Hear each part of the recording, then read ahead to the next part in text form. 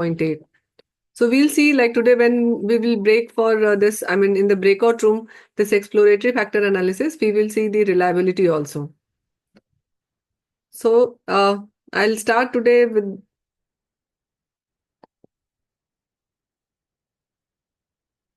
the exploratory factor analysis.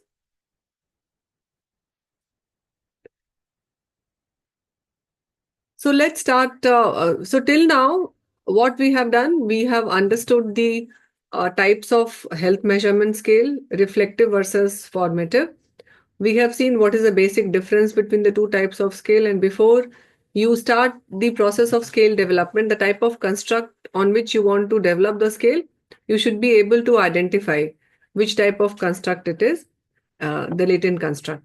Accordingly, we will perform the reliability and validity studies. Then we have seen, like in case of a reflective scale, we have seen that the items are the reflection of the underlying construct. And in case of formative, we have seen that it is a type of composite indicator where all the items are distinct. They are not related to each other. In case of formative, whereas in case of reflective, they are correlated with each other. And if you drop one item, still you can measure the construct with the help of the items. In case of a formative construct, if you drop one item, you cannot measure the construct. Like there will be too much of error and you can't drop the indicator or the item.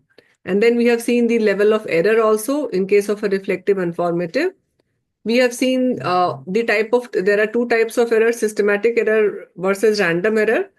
And we have seen that the random error affects the reliability, whereas the systematic error affects the validity. We have also seen that the reliability, if is a property of the test score. That means population. So the reliability will change if you change the population, because it is the reliability test the correlation between the items, and it is on the assumption that if all the items are measuring the same construct, then they should be correlated with each other. That we test using the Cronbach alpha. That is the internal consistency. There are various types of reliability we have seen. There is a test-retest reliability, there's a split half reliability, and there is a internal consistency, and there's also a reliability which is like between the two rater, agreement between the two rater.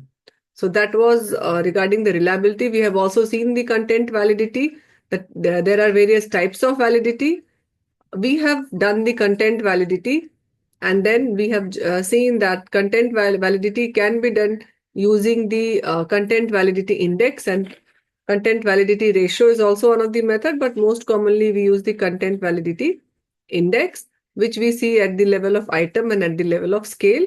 The value, it should be more than equal to 0.8, both at the individual item and at the overall scale. And then I think few participants also asked in the chat box regarding the, not in the chat box, in the group rather, regarding the what about the ambiguity and clarity and simplicity. So we have shared one article also where they have, on the clarity part, they have took out the proportion of the experts who said that the that item was clear or non-ambiguous. So you can present the result in the form of a proportion, saying that like making it a more of a quantitative in nature. So that was regarding the content validity and reliability. And then we have asked you people to collect, at least one person should collect 5 data. We got few, I think approximately how much data we got? So we got 99 data. So we have merged this data, since 99 is a less number of data set for performing the EFA and CFA both. So we have merged this 99 responses with the previous participants' responses, because we conducted this workshop in the month of August also, August 2024. There we gathered the participant the way we have asked you people. At that time, we had approximately 299 or 300. 360. 360. So we have added this 99 to the 360. So now we have more than 400 data, and we will perform the analysis. We will demonstrate the analysis over that data set. So starting, that was till date. So today we are focusing more on the factor structure. So factor structure, we'll see what is a factor. So if you can recall, we talked about there is a overall construct and there can be domains. Remember, we talked about the unidimensionality and the multidimensionality.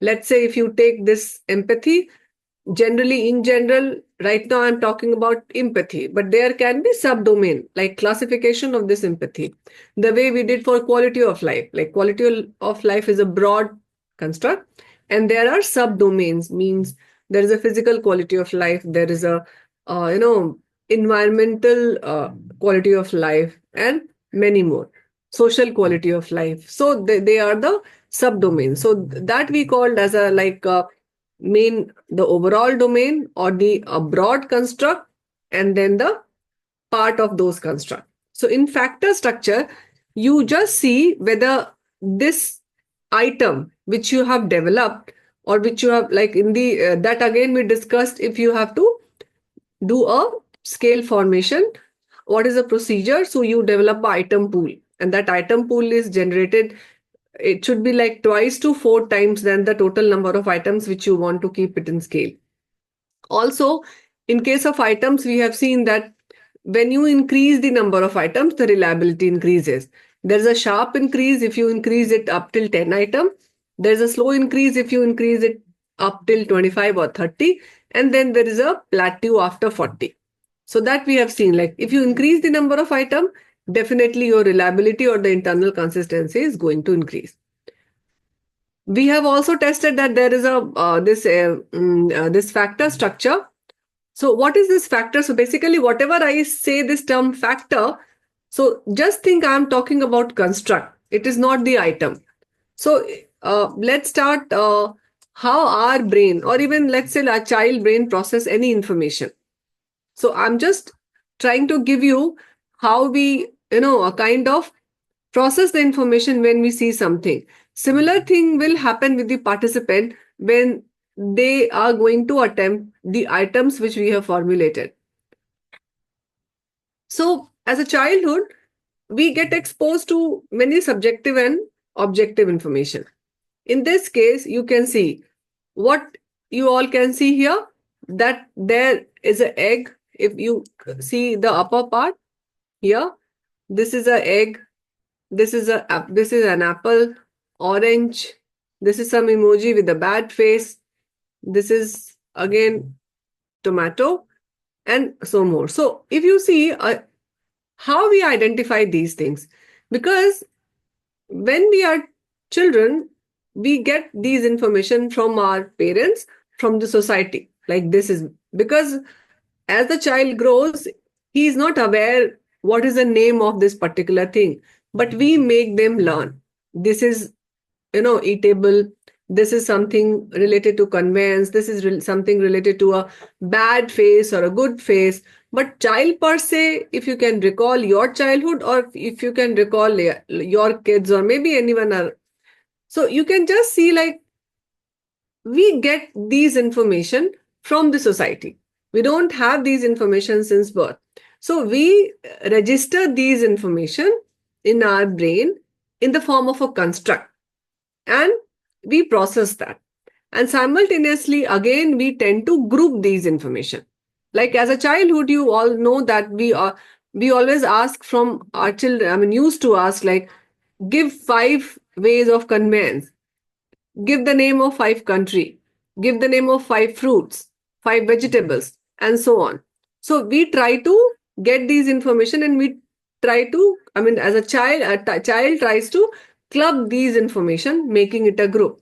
So how the child will make a group? Maybe egg and fish as a non-vegetarian, both apple and orange as a fruit, and then there's a tomato. So all these together will make a, if you focus on this, so all these will make a group on eatables. This will be like a mode of conveyance where cycle and the car is there, and maybe this is like a happy face and a angry face.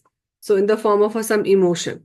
So this he's trying to form in the form of an image in his brain.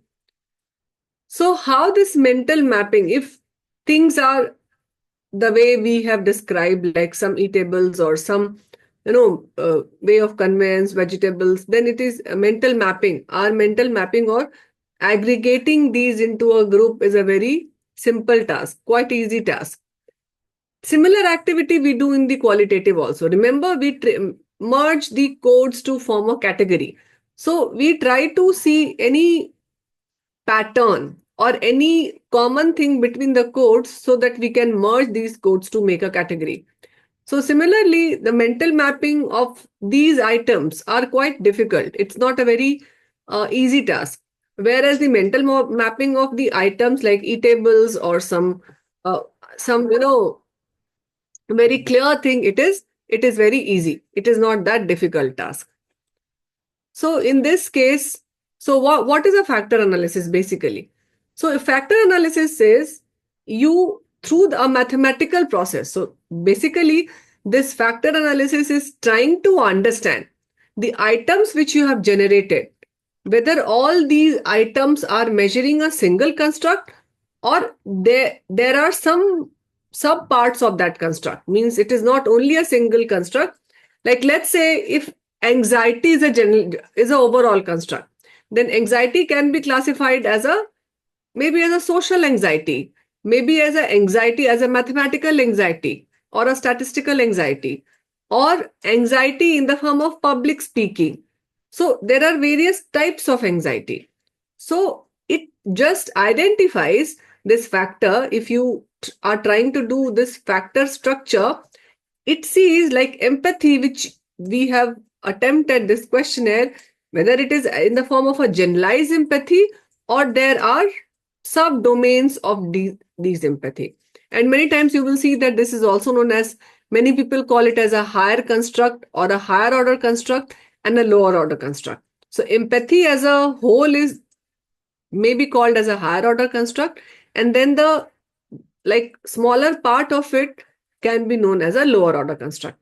So basically, through mathematical concept or through mathematical formulas and this application of mathematics in or the statistical procedure into this, it tries to rule out or it tries to see which all items are moving together.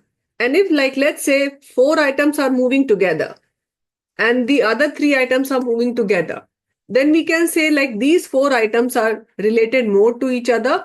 So they are a part of a construct which is different from the other construct. The other means the other 2 items. So in this case, you can see what you can see here. There is a net and there are different color balls. So if these balls we pass through these nets, so you can see here that they are trying to be gathering at a single cluster. So similar color, you can see all these are, you can say that this is of related to same shades. This is related to again same shade.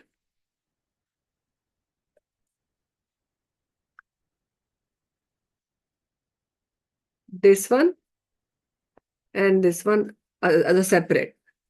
So what is this net? These are different color balls. So if this is analogy of a factor structure, so what are these different color balls?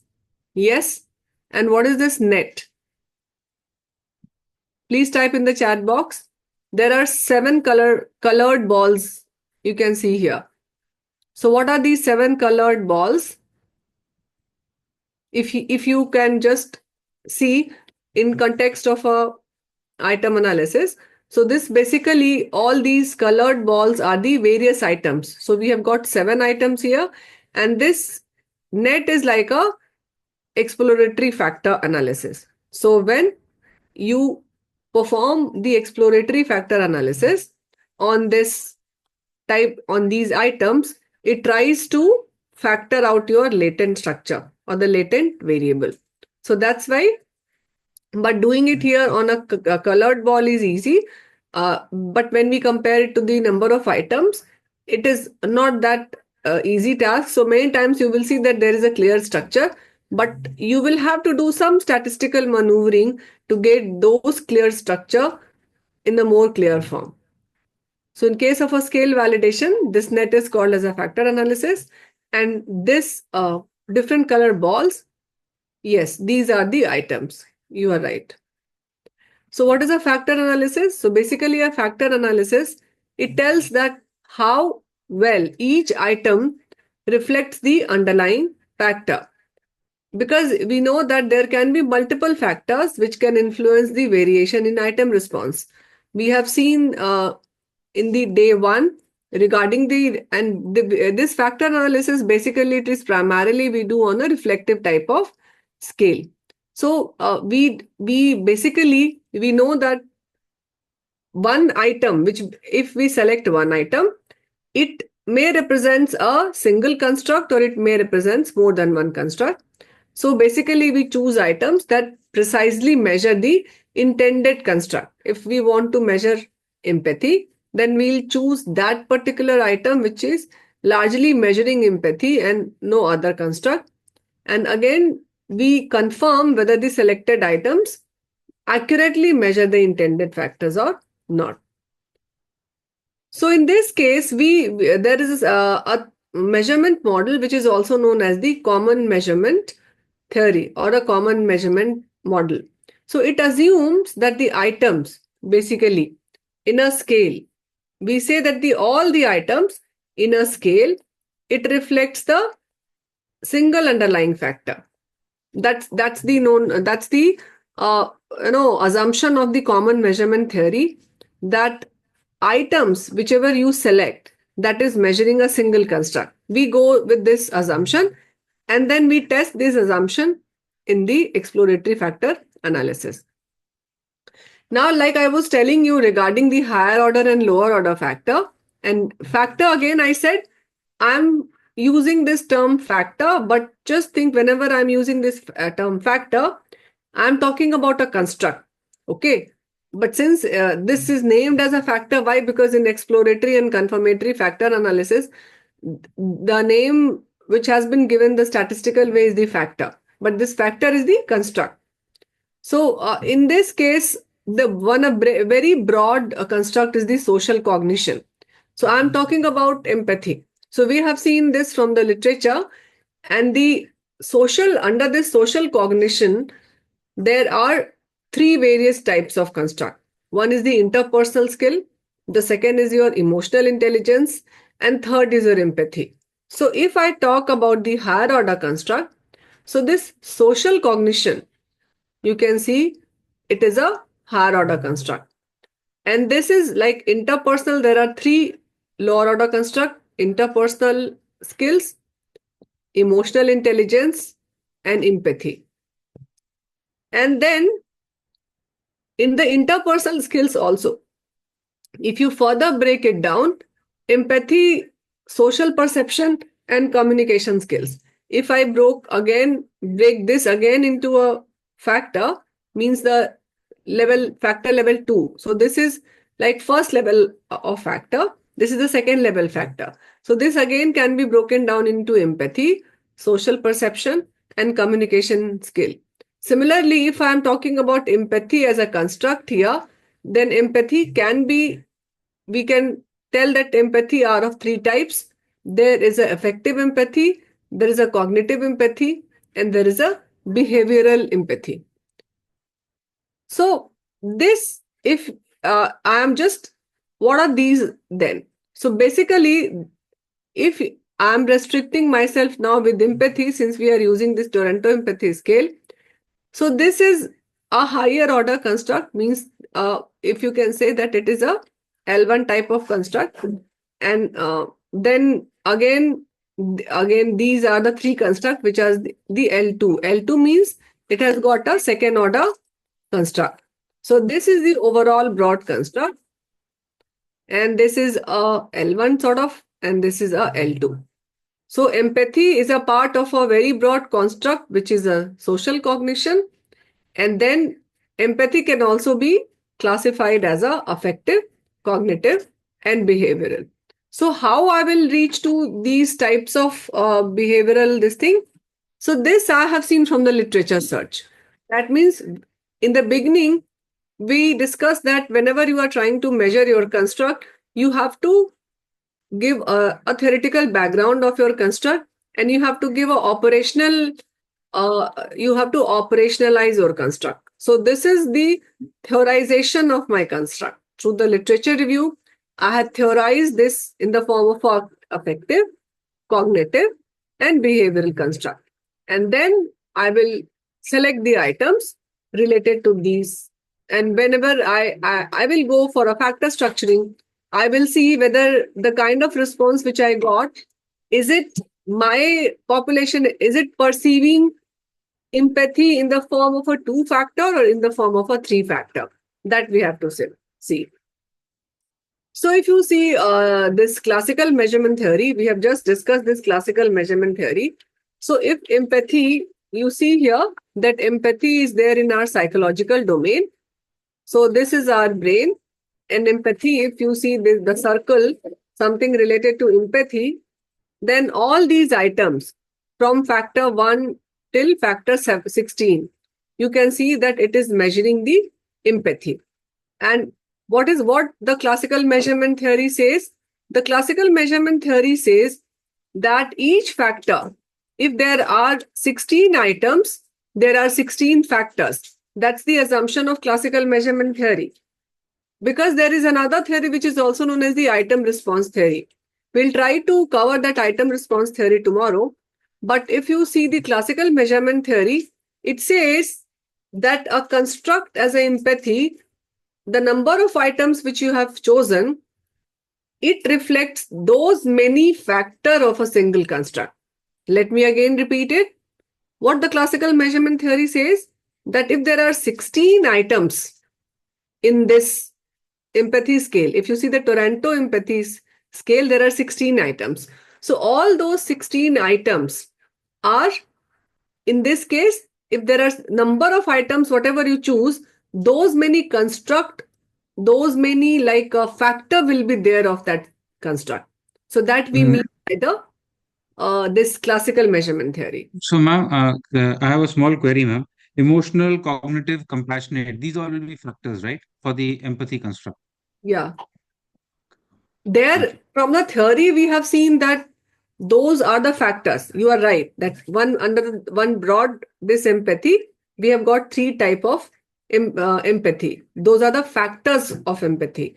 Like I just have discussed, like if there is a broad construct anxiety, there can be factor of that anxiety. We know that there are various types, like let's say phobia.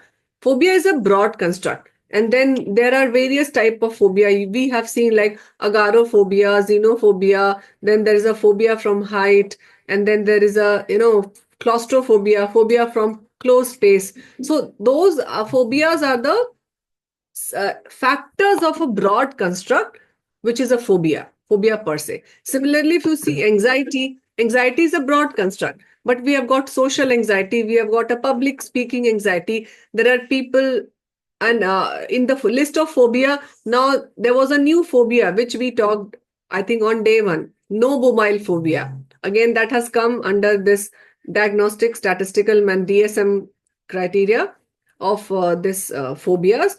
And like I said, that there was a ICMR project which was there to develop a scale to measure this nomophobia in the young students. So that nomophobia again is a part of a broad construct, which is a phobia. And this nomophobia is a type of or a factor of that broad construct. So am I making myself clear? To Dr. Ravi has asked, but what about the other people? Are you clear what is a factor?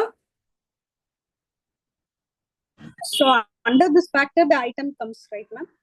Yeah. So initially, many times when you are developing a scale, you don't know how many factors are there of your construct.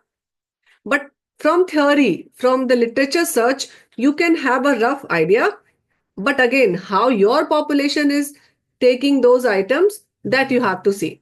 That's why we will see in the factor structure that it is not necessary that theoretical, if in some other population, if they have said that there will be 3 in your population, it may be 3, it may not be 3. So the number varies because your population varies. And the psychological construct, like I said, it varies. Like there was an example in Robert, I think. We have shared 2 books with you people. You can go through that whenever you get time. And there they have try to explain with some items also, like the meaning of the items changes. Like there was an example in that, this thing, like if you say that I'm sick, so sick is like different meaning in England and in America. In England, America, they say sick means illness. But in UK, they say sick means I'm like, it is disgusting. I'm sick of this. It is like it is not in the form of illness, rather it is in the form of a disgust. So that meaning, since meaning gets changed, so how that particular population will perceive something, that is different. So uh, that's why we say that, the kind of response which you get, you should do the analysis and you should report. Maybe you may find the similar structure which is there in the literature, or it may be different. So Subhapriya, you are right. And then I think Bhavna is asking simple example. So Bhavna, have you understood with the example of phobia and anxiety? Ma'am, I have a doubt, ma'am. Ma'am, Mhm. I'm developing the scale on breastfeeding practices, ma'am. So, under breastfeeding, early initiation of breastfeeding will be the factor, and the questionnaire what I've constructed will come under the item, right, ma'am? Mhm. Yes, but No, I'm that is asking, a ma'am. type It of, will be coming like the. Uh, yes, first you need to identify which, whatever I am talking, this is a type of reflective scale. okay, ma'am. But what you are talking, because see, that breastfeeding practices, that will be a fact. Remember, that will be a practices or a fact what a person is doing. That is not an opinion. Generally, these constructs which you see, the latent construct which we are talking now, that we in the form, we are talking of a reflective construct. Breastfeeding or early initiation of breastfeeding, again, all those indicators, they are distinct from each other. Like maybe, I don't know what all indicators you took, but that's a kind of formative scale. And for formative, we don't do the factor structuring. We may do the principal component analysis, which we will see, but we don't go with this type of factor extraction. It's little different. That PCA, principal component analysis. We will cover that tomorrow, not today. But in case of our formative scales, there also we categorize, like we club them together. But the type of mathematical biostatistical method are different, because that works on not the shared variances.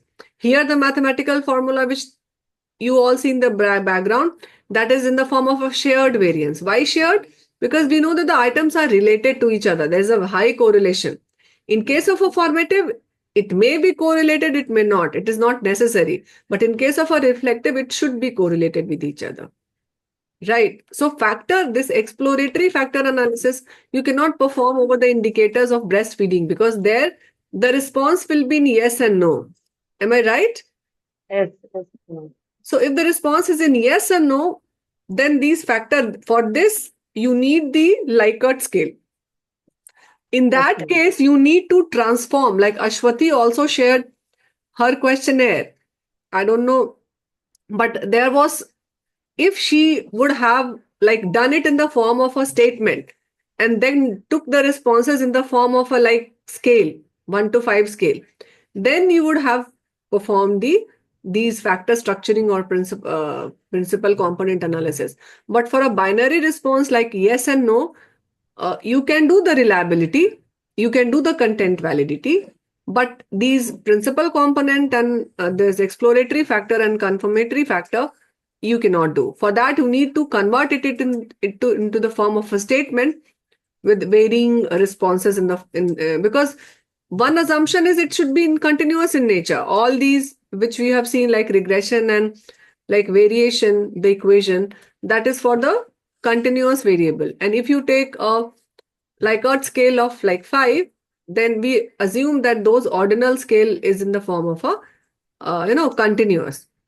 So Ashwati, you can again you can modify. We have seen your questionnaire, and you can just convert that into the form of a statement. If you have already done that, then it is okay. But the main problem, I think again one more person has shared. So I will show you one example today that is given in the Robert. Okay. Robert or Norman, I am forgetting which book it is, but it is Okay. there in one of the book where they have shown the example by the two manager, how they have performed that. And then you will understand the difference between the way you should have drafted. So it should be in the form of a statement. The Okay. person should read the statement like you have seen, like all that 5 domains. Now I've seen the digestive Yes. capacity scale. Yes. So you can improve upon that, that tool. Okay, ma'am. Okay, ma'am. And Okay. then you can perform all these analysis. Okay, ma'am. I got it.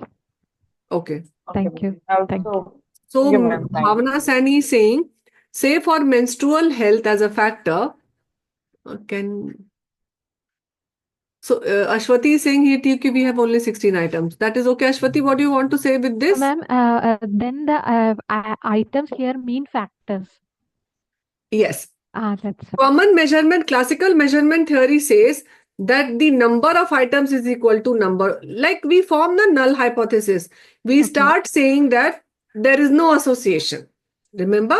okay. In general and statistical analysis, in the classical measurement theory, it says that the number of factor, it is equal to the number of items. That's how it starts. And then Okay. it applies the bar statistical method and then it explains that. Okay.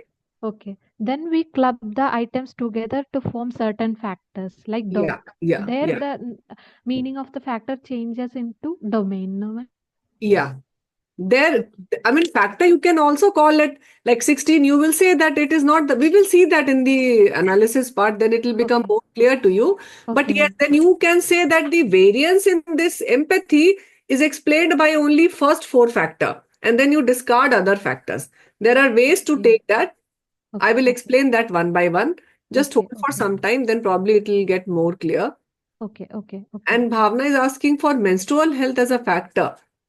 Menstrual health is a construct, yes. Then what can be the various items? There is a scale on menstrual. It depends. Menstrual health. I have seen, I think we will share that. There's a scale where they have taken 45 symptoms. Yes and no. Measuring the menstrual health. And then they have done the principal component analysis. You can club like how participants are clubbing these few pain and few symptoms together as compared to other. So this menstrual health as a factor, you have, like we have seen yesterday, day one, that we give the definition of the theoretical definition of the construct from the review of the literature and the operational definition also. So how you define your menstrual health as a factor, the selection of item is entirely dependent on that, how you define that. So again, I said like it is that example is there in the Robert, that menstrual health, where I think 45 they have taken 45 items and then they have developed scale. I think there was one PhD thesis also. If you find in literature, a lot of literature work is done on this menstrual health. There's a PhD thesis we could find out that girl also developed a menstrual health scale. If we have, we will share that with you, Bhavna. Can you come, like, show me the chat? Okay. And Renuka is writing, can we use both reflective? Yes, you can definitely. I have shown now on day one, I have shown you a questionnaire of one of our PG student where he has used both reflective and the formative type. Yes, it was a questionnaire, it was not a scale. If you can recall various definition, scale basically we use for the construct. So yes, in a questionnaire you can have both formative and the this reflective type of scale. Yeah, it can be there, Renuka. So no, there was only. So is free listing and pile sorting. See, free listing and pile sorting is a form of a qualitative research technique. Again, if you see the mathematical concept behind the free listing and pile sorting is a little different from the mathematical, the exploratory factor analysis, because there they explain the variances and all that biostatistical mathematical formula which is running in the background, that is different from the factor structuring. So that's why you cannot say that it comes under classical measurement theory. So this classical measurement theory, it is there because free listing and pile sorting, if you see that again, it is a type of like yes, no, or and they just tell what are there, and then they you just describe how in the psychological domain it is moving, whether it is moving together or whether it is moving distinctly from one another. Are they distinct or are they correlated with each other, which we just see in the pile sorting. So that is in the that again you can do that for the initial item this thing, but again since it is in the form of a Likert scale, there in the this free listing and pile sorting we don't take a Likert scale. So remember that all these classical measurement theory, factor analysis, confirmatory factor analysis can be done only if your response is in Likert scale, because one of the assumption is like the measurement, it should be continuous. Remember the type of scale. There are scale means that there are not in the form of this scale. You know about the variable like nominal, ordinal, interval, and ratio. So interval and ratio together, we call it as a scale measurement. That means it is in the form of a continuous data. So all these analysis can be performed only if your response is in the form of a Likert scale. So that's why Renuka, this pile sorting and free listing, it is not, it doesn't work on the classical measurement theory. Okay, a variation. What is the question? AV has. Madam, would you tell briefly variation in items response? I did not get, Ashwathi, your question. Probably we will see this in the factor analysis. Okay, ma'am. Variation, are there errors? Are there errors associated with each of them? We will see that. You Okay. may ask, just wait for today's session. Okay. Right. Once you see all these, then all your query will be like, it will be solved because you have not seen it statistically, you have not done it. So that's why so many queries are coming.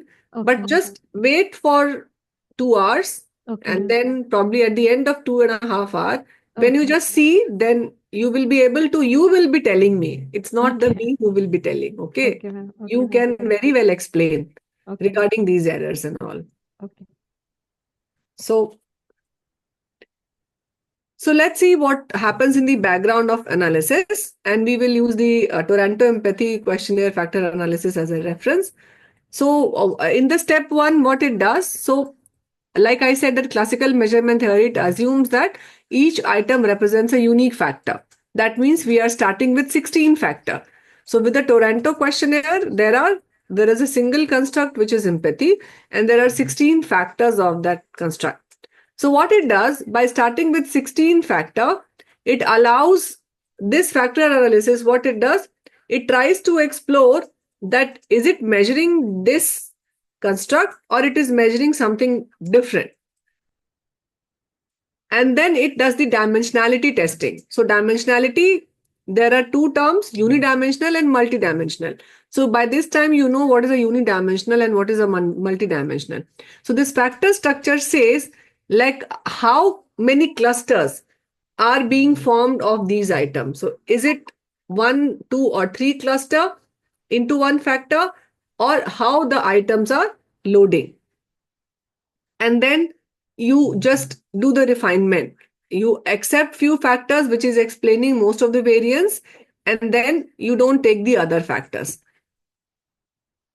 And then you come up with the final factor structure. So final factor structure, it tells that instead of 16 factors, so we have started with 16 factors, but it tells that this whole items, it is best represented by either 2 factor or 3 factor. So like latent variable here is the empathy. And like I said that there are various factors of this empathy. So there can be like cognitive empathy, there can be compassionate, there can be affective empathy. So these are the various domains of these empathy. And we will see like how in what, and then there is a emotional empathy also. So how my population is perceiving the empathy. So, but the question is, does a set of item, if it is measuring the different aspects of empathy, is it reflecting the one factor or there are multiple distinct factors? So that the way we have started, that there are 16 items and all these 16 items are either are there 16 factors or there are less number of factors. So what is the purpose of factor analysis? So basically this factor analysis, it determines the number of latent variable underlying a set of items. So how many number of latent variables are there in under the single construct, and it condenses because it is also known as the dimensionality reduction, because if there are 16 factors initially, it condenses the information into fewer dimension and it defines the factors. And again, I said that what is a factor? The factor is a latent variable. So it defined the factor that represents the underlying structure, and it also identified the factors which are very high performing, the way we have seen in the reliability. So it identifies the structure which are very high performing, which are very good, and then it also identifies the items.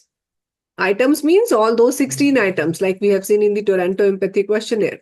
So it also identifies the items which might need revision, or you might need to drop those items. Ma'am, I have a small query, ma'am. Can Yeah. you use the word factor and item interchangeably? No. I'm sorry if I have used that. Not at all. Items are the statements which you have seen in the empathy. That is not factor. So the major heading becomes a construct. I mean, say for example, we have got empathy. So you got emotional, cognitive, and compassionate are the three factors, and then the subsequent items under each of them, like the various questions you put in, they'll be called as items. Yeah. Items are fixed. Items are the questions which we put in the scale. They are the items. Factors can be like, I'm not making it complicated. Let's now discuss only one level factor. Like this empathy is getting broken into the social empathy, affective empathy, and the compassionate and cognitive. So these are the over four here, factors. yeah. So over here, emotional, cognitive, and compassionate would be the four factors defining a larger construct that is empathy, right, ma'am? Yes. And Very the items would be the various questions which you're going to put under emotional, cognitive, and compassionate. Am I right, ma'am? Yes, true. Thank you so much. Okay, my pleasure. So please remember, I don't know whether I have used this term loosely, but items are like only the questions which you items since beginning we have been using this item in the form of generating the item pool. So number of questions which you have in your questionnaire or in your scale, that is called as an item. That terminology never gets changed. The only change is the latent construct and factor. That major latent construct have got, like Dr. Ravi has just described, the various people may call it as a domain. Many times, like in WHO quality of life, like there are 6 domain. That is also like a 6 factor.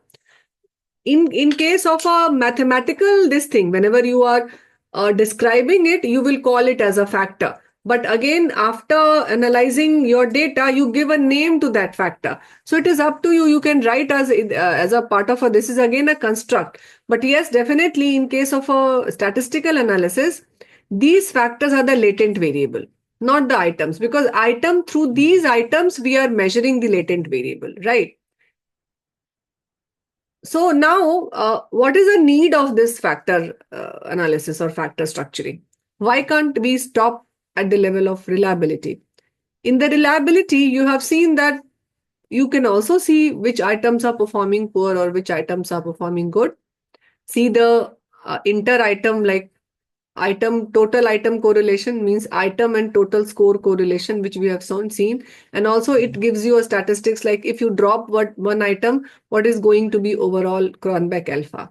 Then why can't we stop? You can do the reliability analysis. You can drop few of the items, and then you can go ahead with doing, giving your final version of the scale. Since you have done it on a 50 to 60 sample, what is the need of this factor analysis? Why do you want to give this? Yes. So basically, there are limitations of alpha. That's why we always say that before factor analysis, exploratory or confirmatory, you can only try to do the internal consistency, but you don't report that alpha, which you have done it on the 50 sample. Why? Because alpha, again, there is one assumption of that Cronbach alpha, that it assumes that your scale is unidimensional. That means all the items, they are measuring only single construct, and that construct is not broken into factor. So that's the underlying assumption of alpha. That's why you will see that Hayes, which is a very renowned scientist, he has explored this McDonald omega. I have not shown you on the reliability on that day, on the Sunday, when we were having the session on reliability, but ideally you should report the McDonald omega. You should not, McDonald omega is a better measure than Cronbach alpha, although Cronbach alpha, if you see the citation, it has got a very huge number of citation. But this, there is a problem with this Cronbach alpha, that it assumes that the scale is unidimensional. And if it assumes, and you don't know, because till now you have not tested the factor structure. So if you have not tested the factor structure, you will not come to know, and you will apply that Cronbach alpha. So that's why after this factor structuring, let's say if, like Dr. Ravi was just saying, if empathy has got 3 structure, so you have to report those 3 alpha. But the McDonald omega, it is a better measure because it doesn't assume the dimensionality of the construct. So it is a better measure. Again, if you see the McDonald omega, that takes another this thing. I'm not going into the other reasons, because the other reasons are more statistical in nature, that it works on the variances and correlated errors, which is not necessary for you people to know. But just remember that alpha assumes that the scale is unidimensional. And before doing the factor structuring, you don't know whether your construct is a unidimensional or it is a multidimensional. That's why you don't report that alpha. Again, in alpha, we have seen like what should be the scale, that item total correlation, what should be the minimum value of that item total correlation, which we say that we will accept that item or we will not accept that item. Yes, can anyone say? 0.7. So it was 0.3. 0.7 is very high. I'm saying that item rest correlation means the correlation between that particular item and rest of the scale. We have discussed that day that it should be the cutoff limit is 0.3. If it is less than that, then we say that the item is not performing good, and you just note it down. You don't drop that item at that particular point of time, because you will collect more sample, you will do the factor analysis, and then you will do the again you will check with the Cronbach alpha and McDonald omega. Because if there is a high alpha, it does not guarantee that there is an internal consistency. Why? Because in the analysis they have seen that, we know that as you increase the number of items, your internal consistency improves, your reliability improves. So it says that even if there is a less correlation of only 0.14 between the two items, and if the number of items are, let's say, 25, then also you will be able to achieve a alpha of 0.8. And what is the cutoff of alpha? What is the cutoff of? That's, you are right, Dr. Ravi. 0.7, which you said, that is the cutoff of Cronbach alpha. That at least, and what is this 0.7? It says you that 70% of the variance in that items can be explained by the change in the construct. That's how we explain the alpha. How we explain the Cronbach alpha? If the value of Cronbach alpha is 0.7, that says, and in case of a reflective scale, which is my independent variable? My independent variable is the latent construct, empathy. So I can say that change in this variance in these items, because we say that all these items belong to a single construct. So variance in these items can be 70% variance in these items can be explained by the empathy or the underlying construct. That is the meaning of Cronbach alpha of 0.7. So here, even if the inter-item correlation is as low as 0.14, but if the scale is long, let's say 25 items, then also you will be able to achieve alpha of 0.8. Then how can you say that the items are having high correlation? because that's the assumption of a reflective scale, that items should be highly correlated with each other. So that's why we say that alpha is property of only for unidimensional of scale. It can be misleading when we use multidimensional construct, and even if there is a as low as 0.14 inter-item correlation between the item, then also for a 25 item scale, it may yield to alpha of 0.8. Have you understood the limitation of alpha? Yes, can you show me the chat box? Okay, yes, I think Ashwati has said 0.3. Okay, won't be able to understand dimensionality. Can't get different domains. Never mind, you will get it. Ashwati, wait for some time. I think domain Dr. Ravi has also discussed. And you I can was see. answering your question, ma'am, why we should not stop at reliability. Okay, Then I okay. I'm typed sorry. it. I'm sorry. I'm sorry. I'm sorry, Ashwati. Thank you so much. I thought maybe there is some issue with the understanding. No. Okay, thank you. So this alpha, it can be, again, we said that we should not stop at the level of alpha.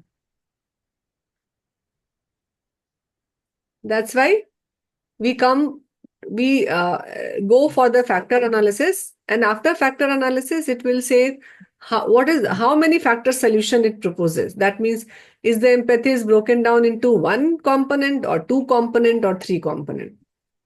So it tells you like how many, there are basically 4 functions of the factor analysis.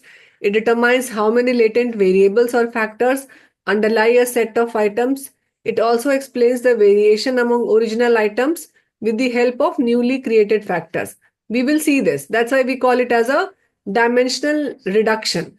And again, it defines the meaning of latent variable, because you see the items and then you give a common name to that factor, because you don't know initially what is that domain called. So when you see that these 4 items are getting loaded together, you may give a name of that factor, and it also identifies the item that are performing better or that are performing worse. So in case of a factor analysis, you will drop few items. We will see that. You might drop. If it is not performing good, on the basis of reliability, you cannot drop it. The reliability which you did before on the 50 sample or 60 sample, you don't drop an item, you just keep a note of it, so that those items which like if I can recall, item number 2 and item number 10 that was performing poor in case of a reliability, when we did reliability. So I will keep a record of these item number 2 and 8, and I'll see whether those items which were performing poorly in the reliability, are they still performing poorly in the factor analysis, or have they improved? Because many times if you increase the sample size, the performance of that particular item increases. So we will see that how that item is performing.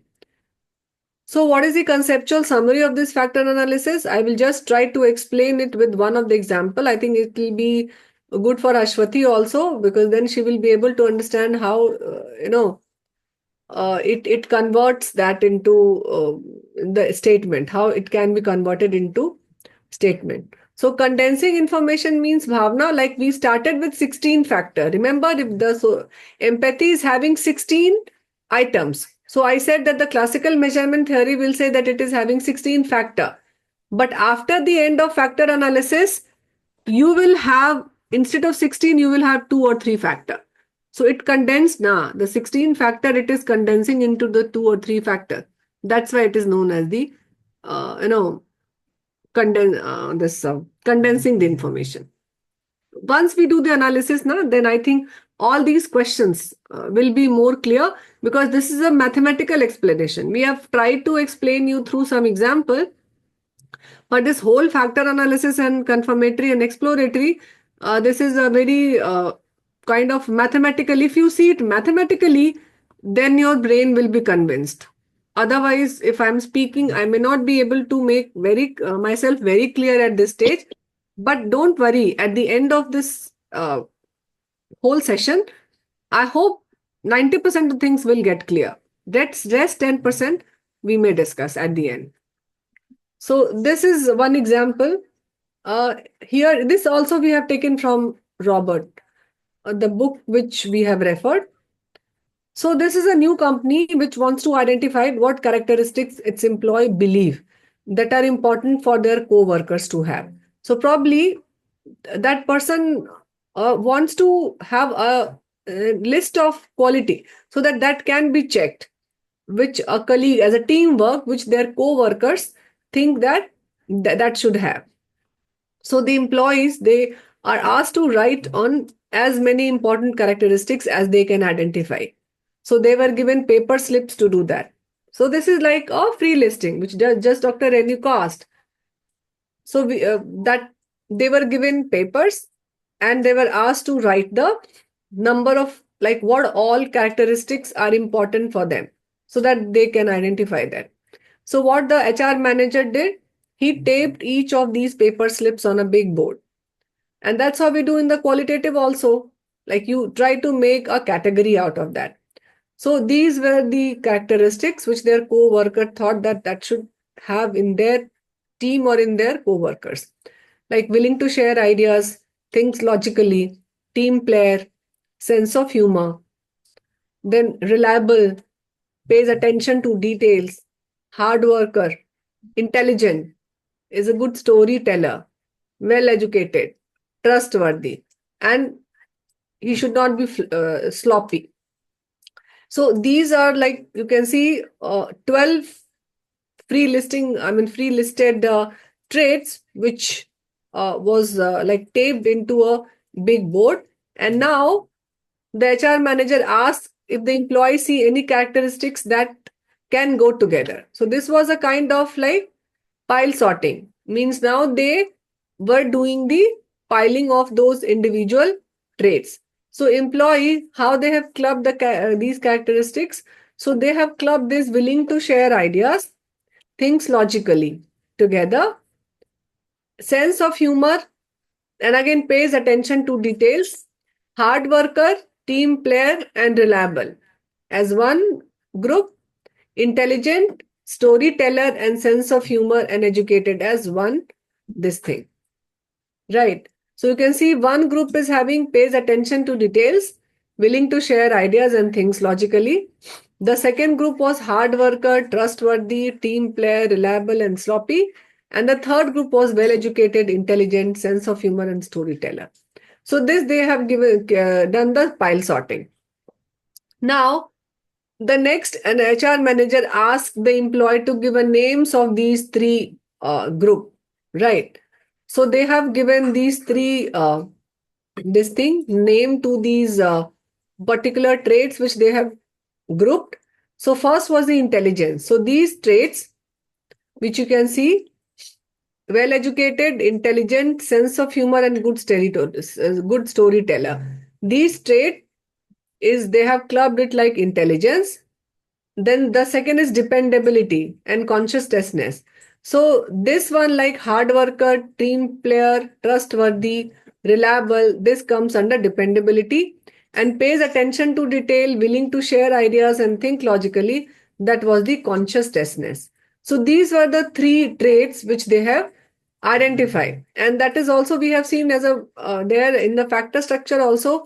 At the end, you try to give a name to those factors which was being extracted. So this was one activity.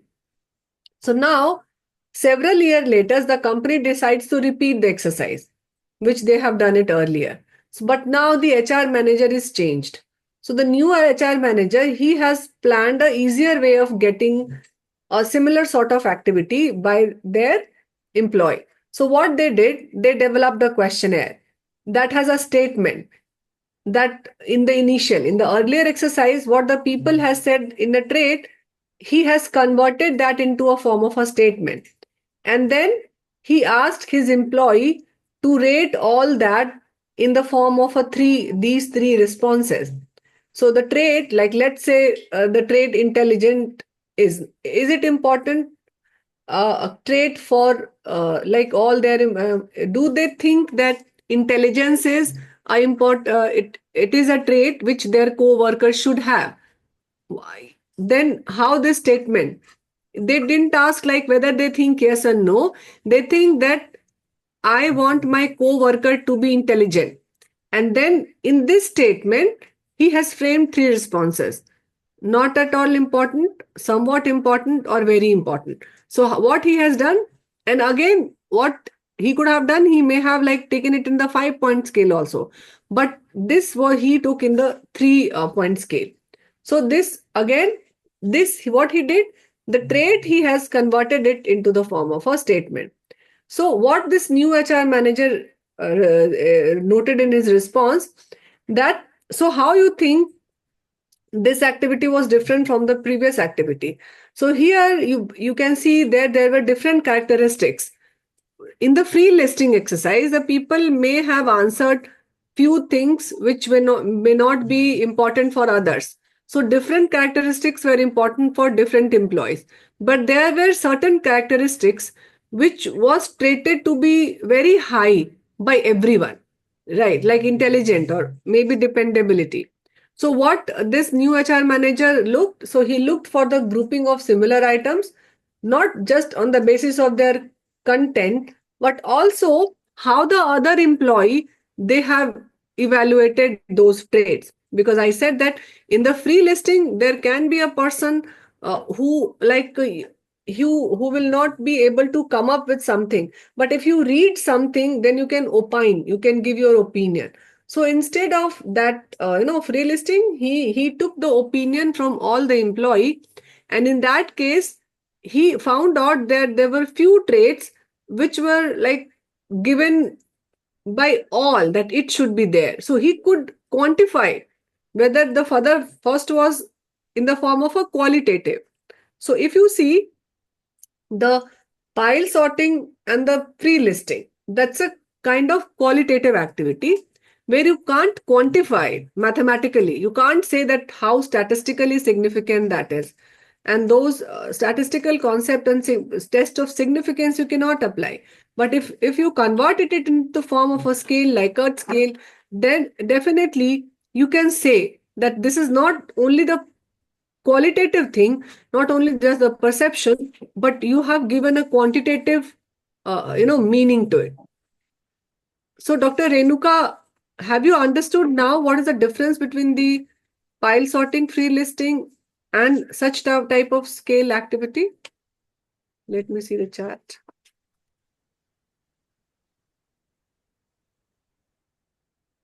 Okay. And Bhavna, have you understood the condensing? In this case, have you understood the condensing of information?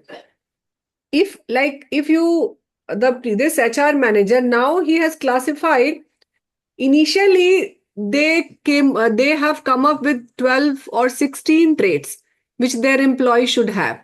But now the new HR manager, he has come up with, let's say, 4 or 5 traits which everyone should have. And that's how that says regarding the condensing of information. Now, if he has to screen people, or if he has to develop how to test, you know that these days the corporate sector, they do the personality testing also before they hire people. And so those kind of traits they can test. And there are many personality test questionnaires are also available. MBT test is there, one is the MBT test. So this you can see that if he has grouped like these 4 traits everyone should have, then it is very easy for me to test, because I cannot test for 12 or 16 traits to everyone. I'm applying that to everyone. But if something is must know, then definitely, or must have, then I should develop a scale so that I can screen people who should have at least these many traits as a co-worker. Okay. So this is the condensing of information. So basically it condenses the information. And for example, in this case, the previous manager, he did like things logically. And what this new manager did, things logically, is it important a trait? So maybe there will be a male person. If male is responding, he may say that yes, things logically is somewhat important for him.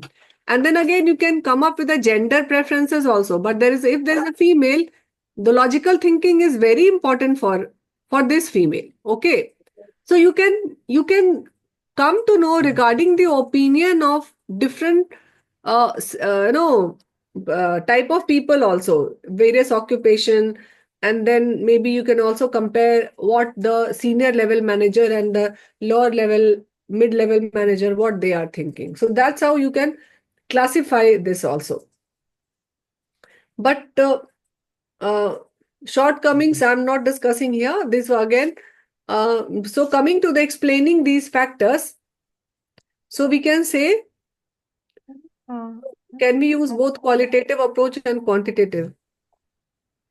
Qualitative, definitely you have to do, Dr. Renuka. The initial item generation, remember we discussed on day 1 and day 2, where you do the cognitive interview, you do the focus group discussion, in-depth interview of the from your stakeholders to develop items from where you will get the stem. If it is an entirely new scale, these qualitative approaches are needed when you are developing a scale from scratch. You don't find anything in the literature, or even if it is there, it is a paid version, you cannot pay for it. Or if you got a project like a nomophobia, when the ICMR asks the psychiatry department to develop a scale for no mobile phobia, if you get something like that, in that case, definitely you have to go with the qualitative approach to develop the items from where you will develop the items, that statement or that you will get from the talking to people. They will tell you what all statement you can have. Right, Dr. Renuka? Okay. In So- the example just now we discussed, there were 14 traits initially, and then the manager came to a conclusion that only 4 traits are important to everyone.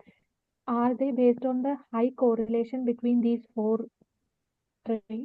Don't go by the mathematical this thing now, Ashwati. That was just an example to show. Okay. Okay. Okay, definitely that will be based on mathematical. You just see it now. Or again, I said that that we have tried to give you the concept. Okay, ma'am. That mathematical thing you will see in the factor analysis. Okay. How mathematically it is getting loaded. That is known as the factor loading. I have not introduced this concept to explain it fully. Okay. I need to introduce the mathematical concept which I have not started. Okay. ma'am. Okay. So Sure. that's right.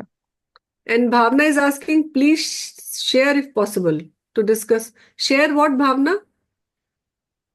I don't know what to share.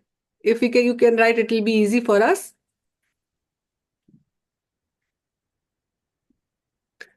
Ma'am, Nimhan's release task 16 for mental health at workplace. Can you please later on about?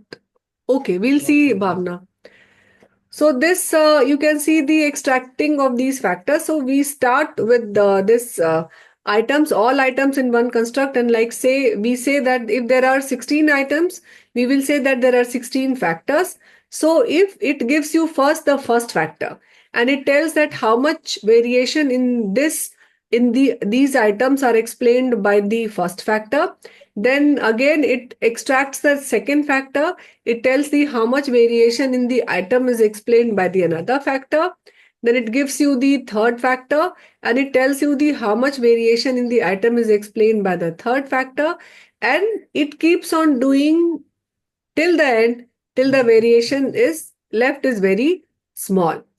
So like in this case, you can see if you take this empathy as a latent construct. So all these items from A to I, this is first, these items are telling you if there is a variation in this item, this is due to this factor. Again, if the variance is not like some amount of error is there, and if it is being explained by another factor, factor 2, then it has got a 2-factor solution. So in case of a scale development, we want to know that what are the most important factors which are underlying in a set of items, because every error you cannot find out. That means item variability, maximum we say that 60% of variability of an item. If you can explain up till that, yes, you can say that your factor structure, you got a solution. So again, coming to the factor analysis, So this factor analysis is like two types. There is a exploratory factor analysis and there is a confirmatory factor analysis. So this exploratory factor analysis, it is used when you do not have a predetermined idea. Let's say if someone is developing a scale from scratch, then you can do the exploratory factor analysis to know how many factors are there and underlying structure. Again, if you see, like, even if you know that there is already a factor structure is there, but if you want to test it in your own population, then also you can do a exploratory factor analysis. The second is the confirmatory factor analysis. That means in confirmatory factor analysis, you develop a model, and seeing the model statistics, you convey and you test. It is basically the testing your theory. So exploratory factor analysis, this is theory generating. What is the meaning by theory generating? That means it will tell you that how many factor solution it is proposing, and then in the confirmatory factor analysis, you are testing that theory. That means you will move and you will test those many factors which you got in the exploratory factor analysis. So it tests whether the data fit a pre-specified model or a factor structure or not. So more it will be clarified when you actually do this analysis. Then again, I will come to these concepts. You yourself will be able to tell these concepts. So there are some underlying assumptions of these exploratory factor analysis. So first is your multiple, you know that in this case, there should be multiple items which should be measured on a continuous scale. So that we discussed since beginning, that if there is a Likert scale or continuous scale, then only you can perform exploratory factor analysis. On binary responses, you cannot perform exploratory factor analysis. Second is, we say that there should be linear relationship between the variables. Like you test this with the scatter plot, you may test this. And then the third is you again test whether there is no significant number of outliers. You can do this testing with the descriptive statistics, which is option there in the JAMOV. And then you can, after testing that, you can come to this doing the exploratory factor analysis. We will not show you the testing of this linear relationship and the outlier because that is available with our previous videos. It is available on our YouTube. You can see those videos, how to test for outlier and how to test for the linear relationship. Coming to the sample size requirement, so you say that in case of how large a sample should be, if you want to do the exploratory factor analysis and confirmatory factor analysis. So it says that exploratory, there should be at least 5 to 10 items. But again, if you see the Robert, they say that 300, minimum sample size should be 300. But 300, and in less than that, you cannot have a very good structure and the variance explained. So that's the that we call it as here, if the number of items in the Toronto empathy scale is 16, then you can say like 16 multiplied by 10. It is written 5 to 10. Generally, you should go with the higher number. So if you take like 10 number, though it will be 160. So at least 160 sample is needed for exploratory factor analysis. And then again, same sample size is needed for confirmatory also. So we say that you cannot do exploratory factor analysis and confirmatory factor analysis on the same sample. No, you cannot do that. So you should have a separate sample. Let's say if we have collected 400 sample, right now we have, then what I will do, with 200 I will do the exploratory factor analysis and rest of the sample I may do the confirmatory factor analysis. So the number of sample size, it should be like number of item multiplied by 10. That's the rough guideline. Let's say if you are developing a scale of 25 item, you should have 25 multiplied by 10. That means 250. Ma'am, what problem is going to create if we are going to carry out EFA and CFA on the same sample? Why? Because why you are doing the EFA? Basically, you are generating the theory. From the EFA, you are creating a factor structure. If same factor structure you will apply on the same sample, it will yield a model fit, 100% fit, because it is not this different sample. See, you see why we are doing it. You are just testing your factor structure. Like these items, item number, you can see it mathematically. I will show you.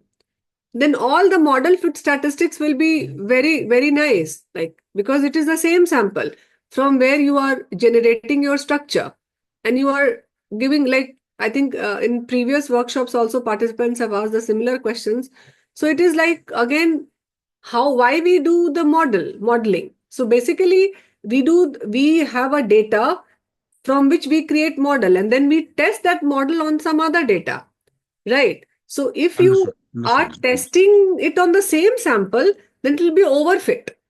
Overfit means there will be no indicator which will say that this is not. Why? Because the structure you have created using that sample, right? That's why you cannot perform a EFA and CFA on the same sample, because one you are using it for theory generating and the second you are testing it on some other sample, right? It is like any instrument if you develop. Let's say if you like, when you develop any machine, so you have some volunteer. Let's say vaccine. You test the side effect of vaccine on few volunteer. If you see the trial, phase 1, 2, 3 trial. So in phase 1 and 2, what do? You see the dose of the vaccine, you see the side effect of vaccine on those individual. If you take those individual for field testing also, like in phase 4, can you do that? Like phase 4 testing, like COVID vaccine. It was, or if it is developed in mice, let's say we are testing something over mice or guinea pig, any vaccine, but we test that in human now, seeing the side effect and doses. And again, if you in the different trials, if you decide of whether it is 5 ml dose is needed on, let's say, 20 subject. So on that 20 subject, you cannot perform a large study, the safety profile or everything. For that, you need a different sample, right? So that's why you are generating a theory on exploratory factor analysis. So you cannot test it on the same sample. Otherwise, there's no point testing it. You have to test it on another sample. Otherwise, it will show you the fit because it is the structure is coming from the same sample. Right, Dr. Ravi, I think I hope it is clear now. Yes, ma'am. Yes, ma'am. Excuse me, ma'am, I had a small doubt. Yes, Uh, Shivam. Ma'am, you said that 5 to 10 participants per item are required. And then we were discussing about a validation sample and a testing sample. So EFA is a testing sort of thing, and developing sort of thing, and validation is CFA.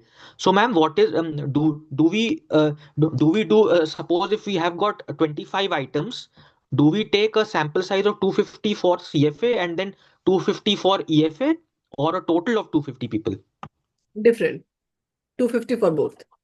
250. So we need a total of 500 people. Yes. Okay. Thank you. Thank you. Okay.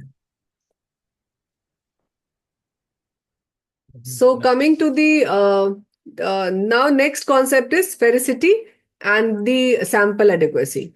So this sphericity, we will see this mathematically, this sphericity and the sample adequacy, how to test this for the exploratory factor analysis. Okay. So coming the first assumption, which is the concept of multicollinearity. So this concept this multicollinearity, what is a multicollinearity? That means all these items, they are correlated with each other. And that we test with the help of, like if you see this question. So you can see I have just colored these two questions. So yes, can someone read the color, this pink color highlighted question? Yes, can someone read this? When someone else is feeling excited, I tend to get excited too. Okay. And this question number 5.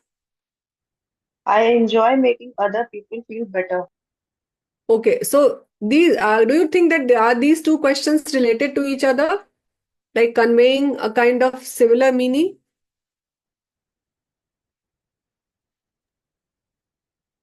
Then Yes, read yes, the ma'am.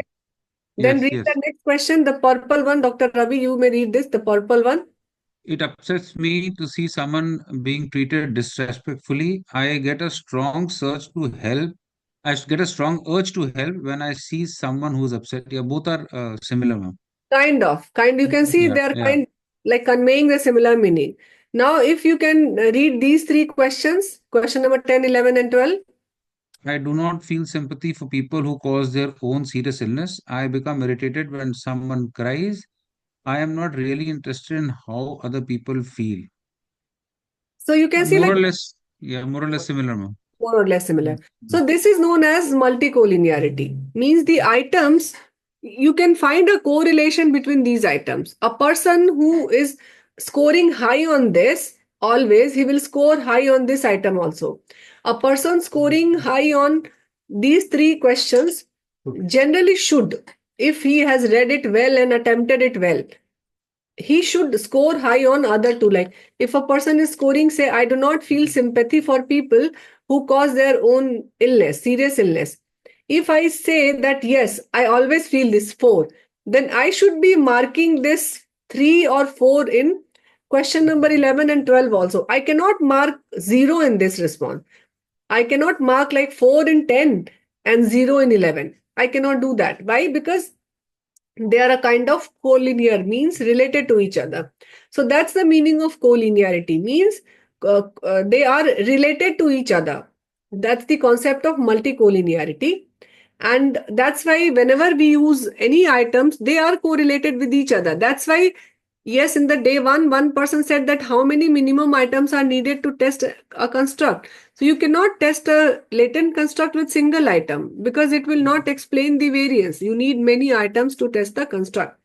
So this you can see that then you can see that all these items, they should be correlated with each other to certain degree. Of course, it will not say that they will be highly correlated like 0.8 or 0.9, but yes, they should be correlated to each other.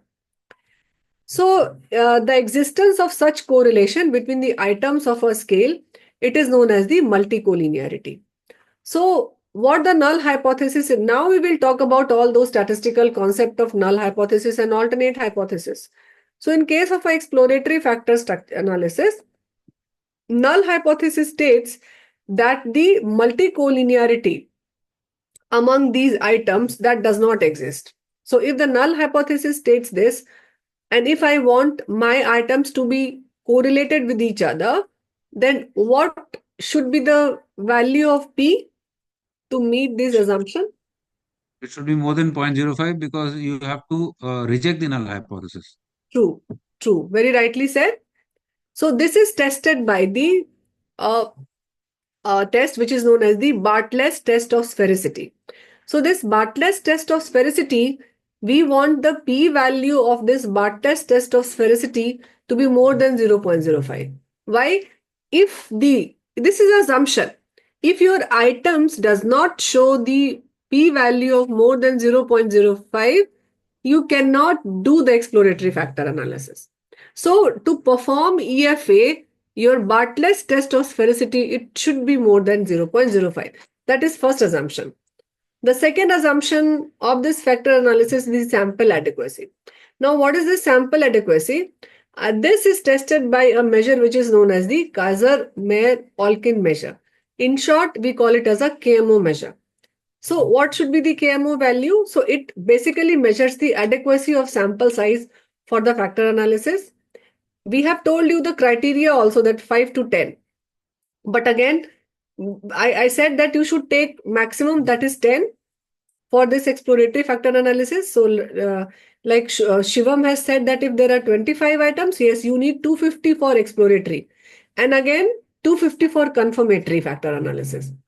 What you can do in this case, then that you can try testing it with smaller number of sample and keep on increasing the sample and see whether you have met the assumption and you have met a clear structure or not. So this KMO value, it measures the adequacy of sample size for factor analysis.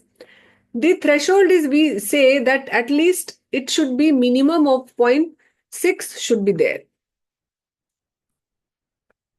So minimum of 0.6 should be there, the KMO. Otherwise, if it is 0.8, then it is considered a good value, and you can perform the this exploratory factor analysis. And what is the purpose? Basically, this KMO also, it tests the common variance. So remember, we will always talk of common variance in case of the EFA. Why EFA? Because EFA works on common variance, because it is a shared variance. Shared variance means the underlying construct is common to all these items. And that's why it talks about the shared variances. And then coming to the KMO range, you can see here that it is a classification. So we have seen that at least 0.6 should be there. If it is less than 0.6, then it is unsuitable for factor analysis. You cannot do.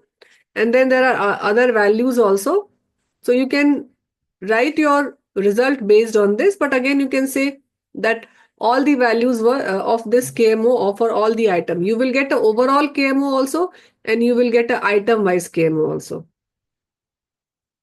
Assumption 3 for factor analysis.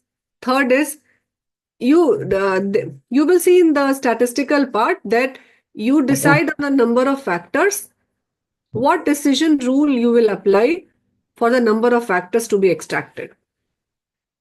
So the first criteria is eigenvalue. What is the eigenvalue? So it is a most common criteria for factor extraction. So you take all those factors where the eigenvalue is more than 1. So what is the definition of this eigenvalue? So this eigenvalue, it is at the level of factor. So it represents the amount of variance which is explained in that particular item. So that variance in the items getting explained by that particular factor. That is the eigenvalue. And its threshold is 1. That means if the eigenvalue is more than 1, those factors you can retain in your factor structure. And basically, it helps you to determine a meaningful factors to retain in the factor analysis. That is the number of factors which you want to extract or which you will accept in your final structure. The second rule, so eigenvalue is the first criteria. But if you don't want to go by the eigenvalue, you can use the parallel analysis. What is this parallel analysis? Again, we are only telling you the concept. Don't think that everything will go directly to your head and you will understand everything if you have not read anything before. But once you perform the analysis, then I think things will be clear. It might look very theoretical for you people right now, but when you see in the data, then everything will get crystal clear, all these concepts. So the second is like depending on the parallel analysis. So generally it is the latest recommendation, and it says what it does basically, the parallel analysis. So it draws it is again one way to determine the number of factors to retain in the factor analysis. And what it does basically, it draws a number of random samples and it calculates and it measures the actual eigenvalue from your data. And let's say if you have got 200 sample of this for exploratory factor analysis, so it will draw many random samples from the population, and from that data it will make permutations and combinations, and it will calculate the eigenvalue from those random number of samples, and it compares the eigenvalue of those sample from this your actual data. And this is the parallel analysis. And you only how to retain the factors.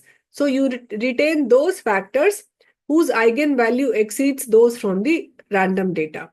Okay, this is the second criteria.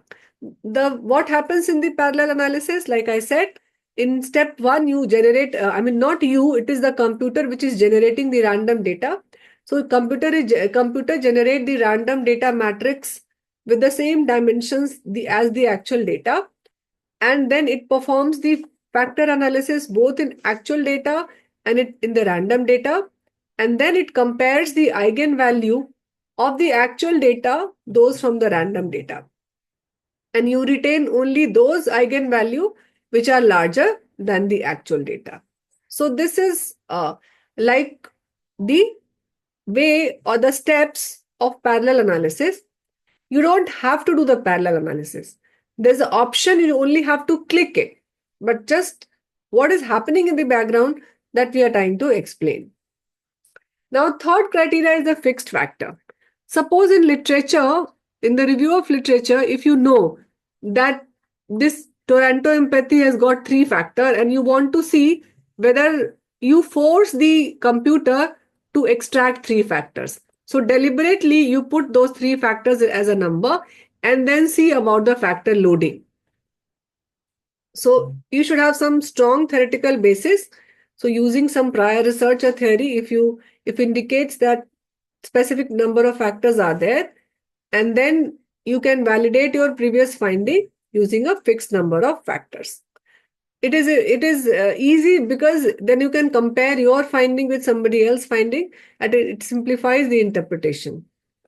And now the fourth rule, it is not the assumption. The fourth is a scree plot. So what is a scree plot? Basically, scree plot, it is a visual tool. It helps you to determine the number of factors to retain. And you see for an inflection point or elbow where the slope flattens. And you retain the factors which are above elbow and discard the factors which are below the elbow. For example, in this case, you can see this is a graph and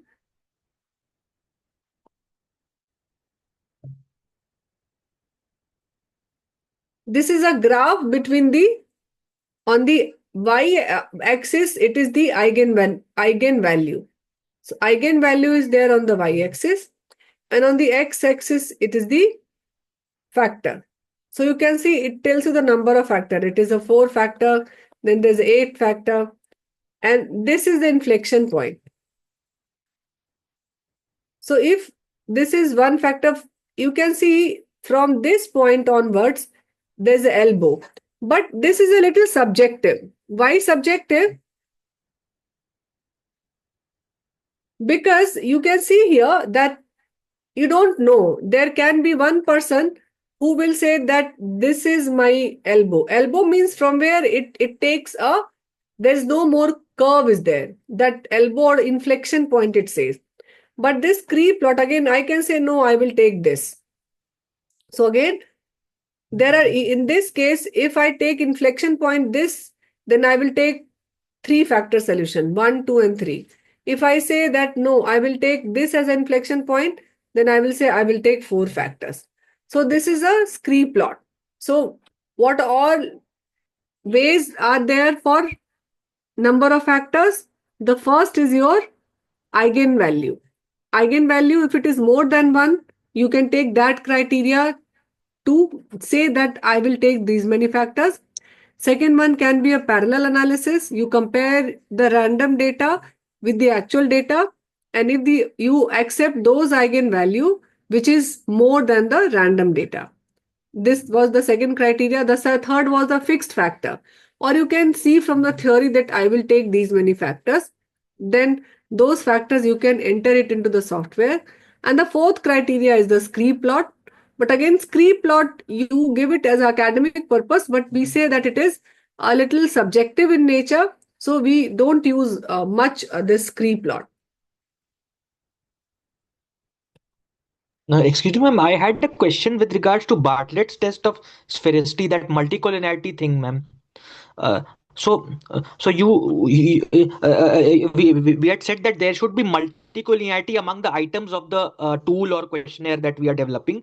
So can we keep the items which have a very high level of correlation, something like 0.95 or 0.9? Yes, Or yes, it is good. And if you see if you read the Robert, they say that some amount of redundancy is good. You okay, might say that it is redundant, isn't it? If the right, correlation is too high, right, 0.95, then what is the need of keeping both the items? But okay, if you read that, yesterday only I was just going through that, and it says that in scale development, some right, amount of redundancy is good. It is double checking that you right, are measuring and all the items are correlating with each other. So some amount of redundancy, like you said, if it is correlation is very high, this is a good indicator.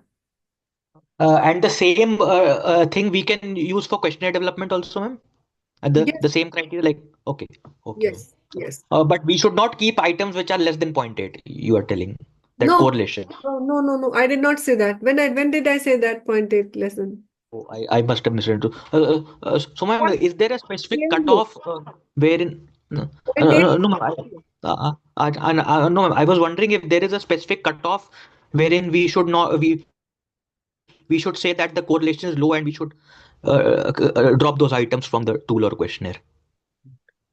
Generally, you don't drop the item based on correlation. We will see that in Okay. the EFA. You see Okay. in the EFA and CFA. CFA is the confirmatory factor analysis. So before EFA and CFA, you don't drop it. So Okay, basically, ma'am. you see the variance and you see the factor loading. Based on factor loading, you take a particular item or you don't take a particular item. Okay, ma'am. Based Okay, on ma'am. correlation, generally we don't discard or we include both ways. Right, There ma'am. is something known as factor loading, which I have not introduced this concept because you Okay, ma'am. see the loading of a particular item on that factor, which is Okay, the ma'am. lambda. If you can recall, we have Yeah. discussed like y is We equal have to lambda plus error. So that we will Yeah. see the loading you take, you don't take correlation. And that Okay. factor loading value you get Hmm. in EFA and CFA.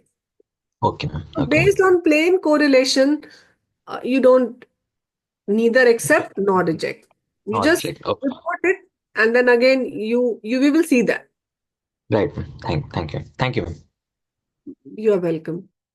So this is the scree plot with parallel analysis. So you can see here that this is break of 2 minutes.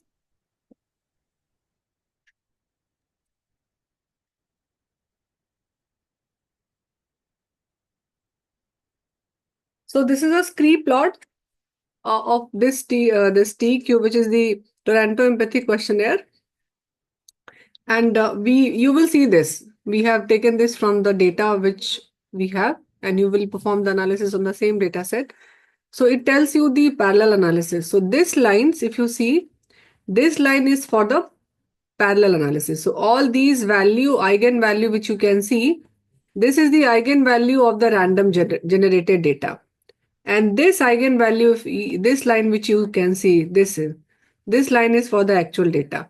So we have to take the factor which are above this random value. So above this random value, how many are there? So this is one factor, two factor, and up till three factor. So these are the three factors which we will take.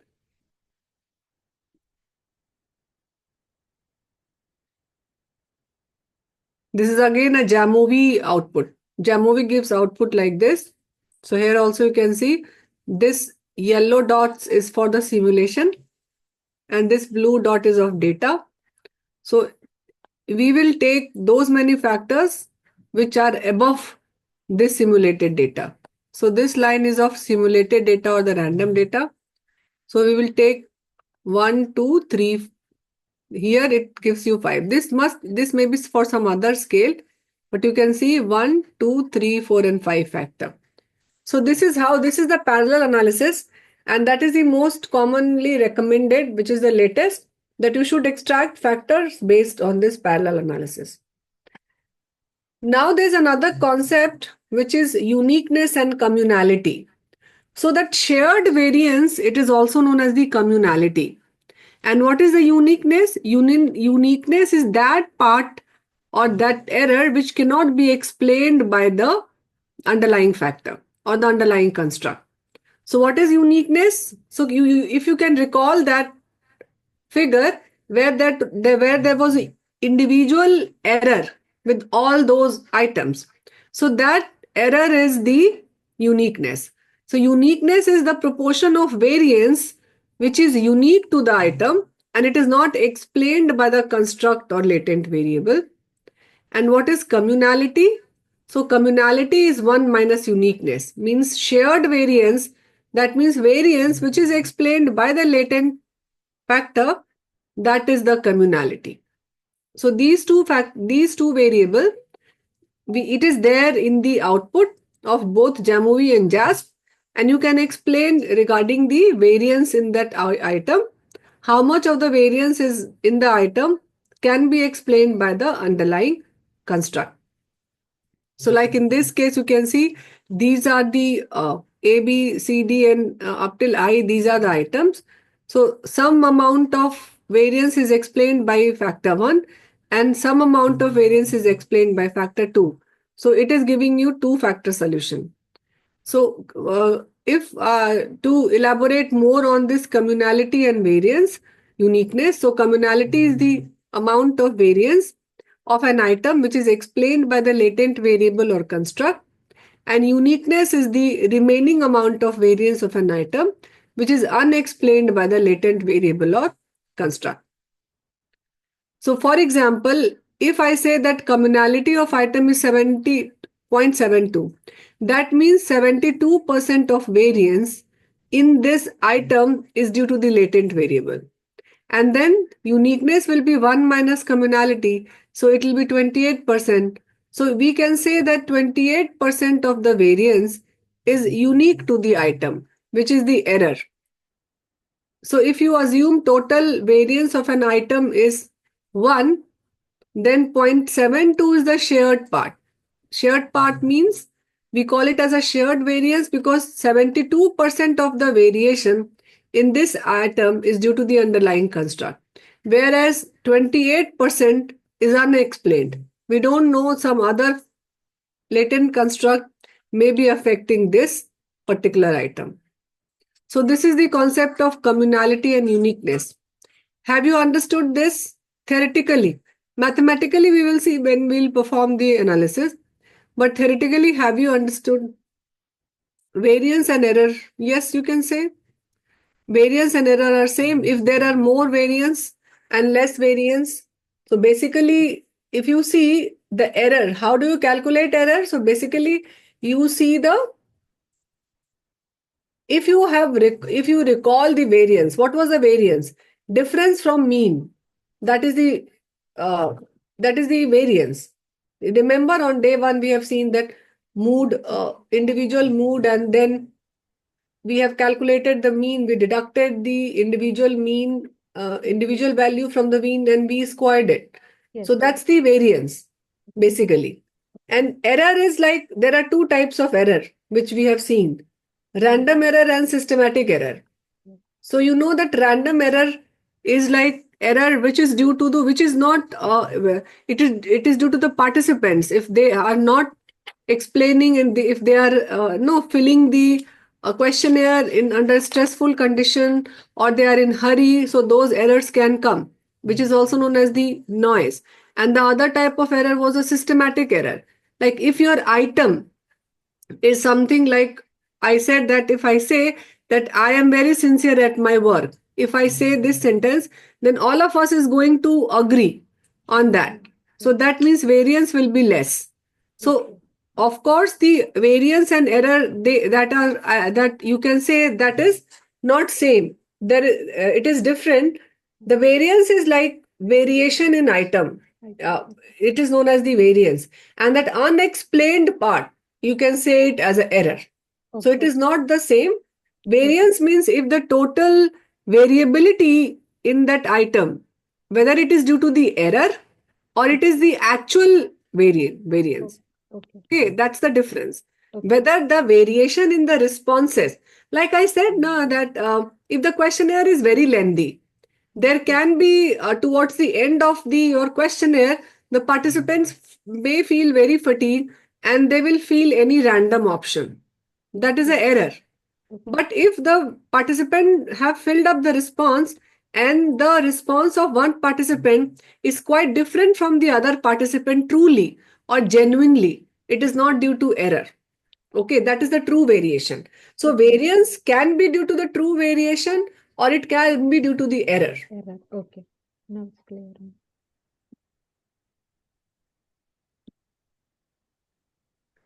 So factor analysis, it tells us whether the item selection process, which we have done, we generated an item pool and we selected based, remember the process of content validation. So in content validation, you don't keep all those items. Like let's say if you have sent 50 items to the team of expert, maybe at the end of, based on your content validity index, you might finalize 20 items. So this factor analysis also tells you whether the item selection process which you have done, that was successful or not successful. So we do factor analysis for which type of construct? Reflective or formative or both?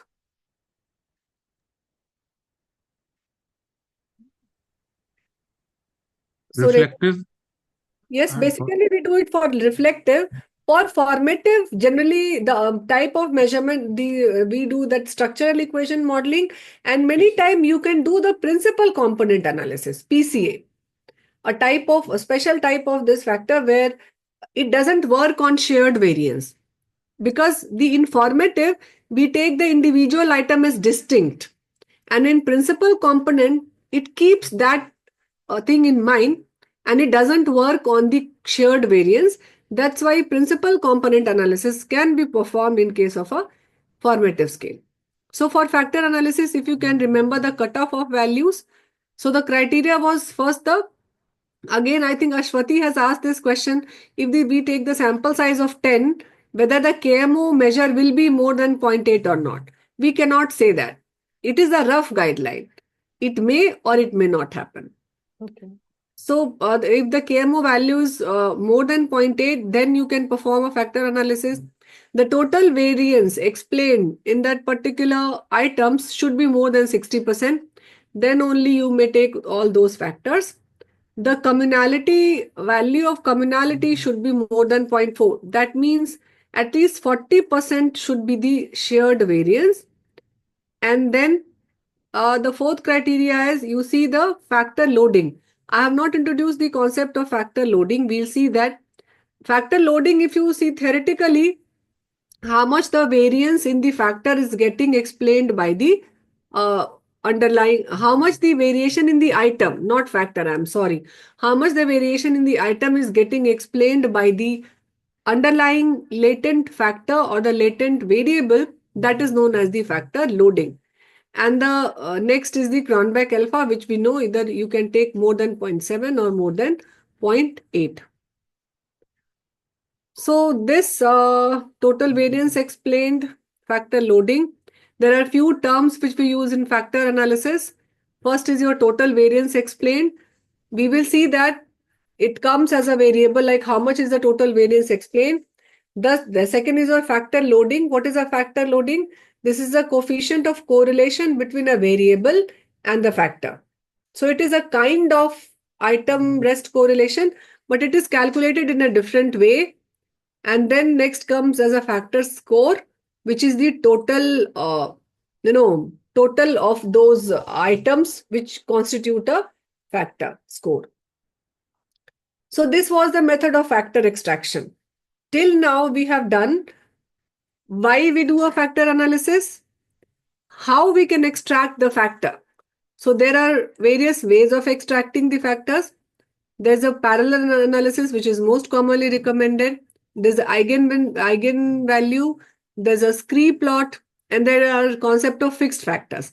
So these are the four ways. And then we have done the assumption. So KMO test, it should be more than 0.8.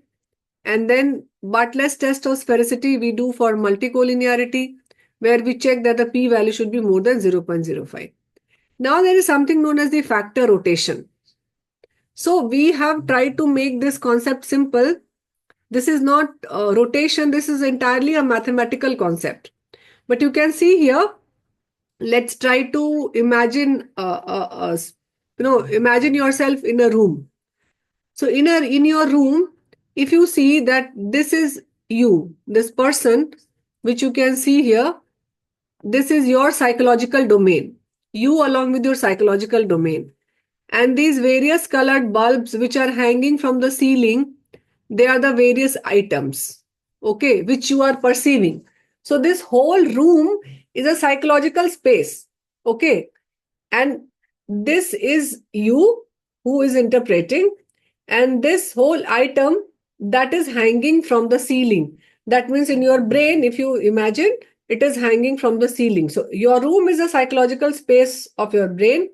You are there as a person, and these items are the, hanging from the ceiling. So what will happen? If you are here at this level, so there will be distance of each bulb from you. So you can see that right now, if you calculate the average distance, so this is the distance of each bulb from you. Okay. Now there will be another, if you measure the distance of each bulb from you and sum all these values, and let's it be x1 for position p1 in this room.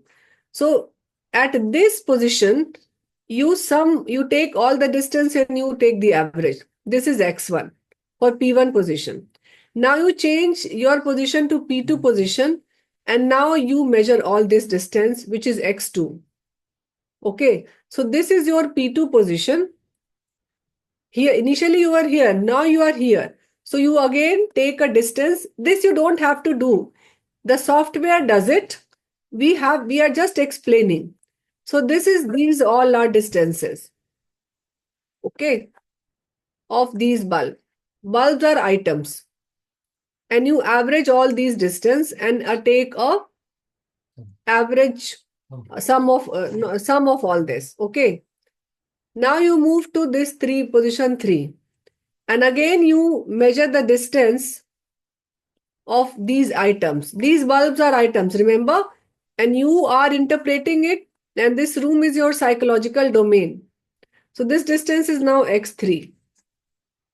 So in all these 3 cases, can you say that there will be a distance in all these 3 positions? If you see that there are many positions and you measure the distance, so x1, x2, x3, at any xn position, the distance from you and all the psychological, these bulbs, that means items, will be the least distance.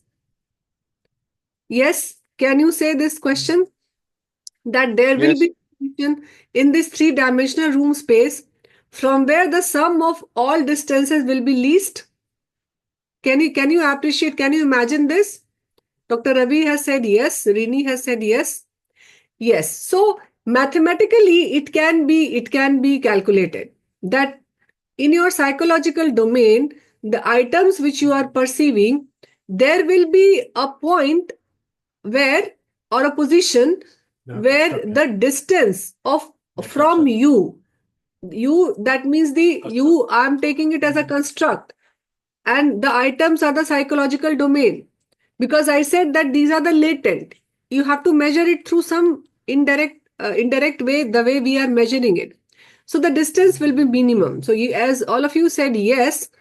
So now if I restrict your movement in space, if I say that you can move only along the wall, like in a room, there can be 2 ways. You can move anyways, like you can go diagonally, you can go 90-degree. But if I restrict your movement that you have to move only along the wall, will this restriction increase the chance of getting this point or restrict the chance of getting this point? So yes, restrict, you're right. So this perpendicular direction, what you can see, it is known as the orthogonal rotation. We will see that. Orthogonal means like at 90-degree. So I have restricted your movement in the 90-degree, and that's why if you use this rotation method, then there are less chances that I will get a clear factor structure. We will come to that again. So now finally I have got that point. Let's say this point, which you can see, this is my construct, the red one. And from this point, I try to look at each of these bulb and try to make some pattern in distribution of bulb. Now, from a minimum distance where the average of some of these distances is minimum, I just try to see at each of these bulb and I try to make a pattern. So if I try to make pattern, can you find out like this blue and this blue together, these purple together, these shades together. But there are a few which are not fitting, like this green one is not fitting anywhere. This is again not fitting anywhere. So can you appreciate that at some point, if you see these bulbs, you can make some pattern of it, the similar looking. So like you can see here, these patterns, all bluish shade or purplish and all reddish. Do you agree? So basically the factor, or so how it makes the factor? Mathematically, it calculates the minimum distance from of the construct and the item. And from that distance, at that position, it tries to club the similar item, similar loading item together, and that constitute a latent factor. But sometimes we may not find any pattern at all, whatever distance we are. So in that case, then we will say that all the items, that is unidimensional. There is no pattern. That means you cannot club those items into a factor. So now let's understand the rotation of factors to measure the construct of interest. So again, I have said this, replace the room space with your psychological space of study population, and replace the individual with construct, and replace the bulb with items which you ask to measure the construct. So the pattern which you have seen, this will be now called as factor. You can also call it as a dimension, or you can also call it as a component. So there are three terms which we used: factor, dimensions, and components. Now this is again, I think this example we have taken either from Robert or from Norman. And you can see here that this is again, this is a psychological space. So this whole oval area which you can see, this is our psychological space. And imagine it in 3 dimensions. And these are the 6 items. We have shown you with 6 items. So this x5, x1, x4, they 3 are together. And this x3, x2, x6, they are together. Now, if this is an unrotated structure, unrotated means this is factor 1 and this is factor 2. So, factor 2 means I have got 2 factor structure now. So, what will be the distance of these items from these factors? So, this is the distance of this item, and this is the distance of this item for factor 1 and factor 2. Again, if you see this, so this x3 item, these are the perpendicular distances for factor 2 and factor 1. These are the distances for factor 1. These are the distances for factor 1, and these are distances for factor 2. Similarly, these are distances for factor 2, and these are distances for factor 1. Now, consider the distance of each item from axis as a variance. So now factors are allowed to rotate only in 90 degree. So if I rotate it in 90 degree like this, then again there will be some distances like this. Now again factors are allowed to rotate at any angle. Like initially I said, now if I restrict your movement, then that probability of finding that point is not very very open, or it may restrict the number of factors which you get. So if you allow that to rotate it obliquely, then if you see the distance is now less. So these are now very close. Now you can see a clear-cut distance that these are very close to factor 1 and these 3 are very close to factor 2. So now you have got a clear-cut structure. So similar thing is there in our psychological domain. So in psychological domain, the space distance between construct item, factor item, item, and factor, that is measured as a correlation coefficient. So in this case, you can see this is without rotation. This is again, this example is given in Robert. If you see, these are the pillars. So if you see any object, like from the from the front, and then you change your angle and try to see it from a different angle, the look changes, isn't it? So now if it is unrotated, then you can see this. And with a rotation, if it is a rotation, now can you see a clear cut structure here, that these all piles are there in one, this thing, these all are there in the second, these are here, these 3 4 are there in one line, this is there in one line. So with the rotated structure, now you can see in the 3-dimensional a clear cut structure. So this is the importance of rotation. So that's why mathematically with rotation, you can visualize your factor structure clearly. And this is done in these software. You don't have to do it. These are the concept of rotation and factor structure. So now this is the Toronto Empathy Questionnaire. Let's run this, the EFA and the this thing in Jamovi and JASP. This I will show later, how to write result and all.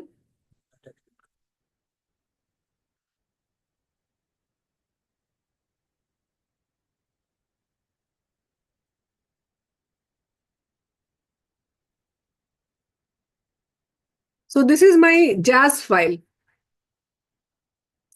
We have shared this file with you also. It is there in the drive. If you click on this edit data, this is the data set. I will explain the variable. This is the name. This is the age. This is the gender. Then again, which area I belong to. Stream. Since you people have filled up the questionnaire. The professional year. Blood group.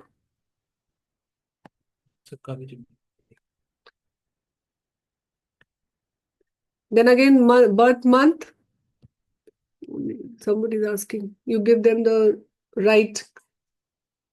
We are giving the rights to record the breakout room from your end, and you can record the breakout room activity. So this is these are the variables. How would you rate mental health? How stressed have you felt in the past week? How will you rate your level of support? These were the few variables. And then these were the items. So if you open this, if you import the data in the JASP, how you import it? From here. You click this, you go to this open, and then you go to your computer, and then you show it a path. Then it will be imported.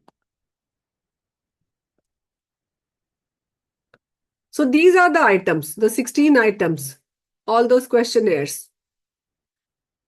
Item number 1, 2.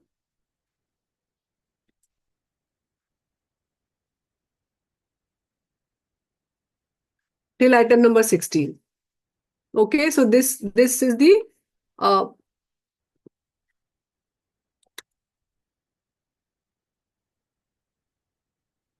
variable. Now coming to the analysis, you have to again this, if you right click this, there is a option of factor. So it comes as a alphabetical. So if you come down, we click the reliability that day, and then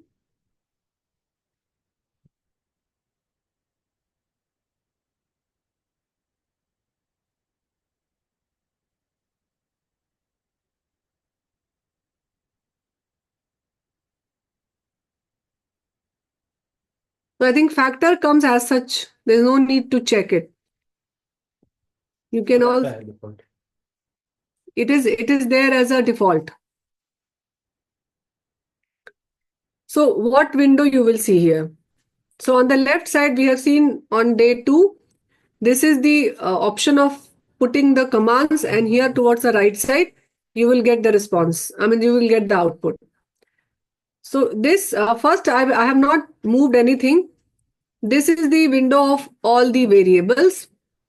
You have to move the variables of your interest to this. And then this is for the number of factors. How you want to extract the factors. Okay. And this is the rotation. So I will first focus on these 4 options. So now I have to see the factor structure. Means initially I will say that there are 16 items, so there are 16 factors. Okay. Now I will move all these factors. Sorry, items. So right now, if I'm saying that there are 16, okay, I will move all these items. You have to press this shift. Everything will get selected. Move these to this variable window and then wait. So if you wait, it will give you the output. Right now, by default, this gets clicked, this parallel analysis. But if you see, there are other ways also. First, let me wait.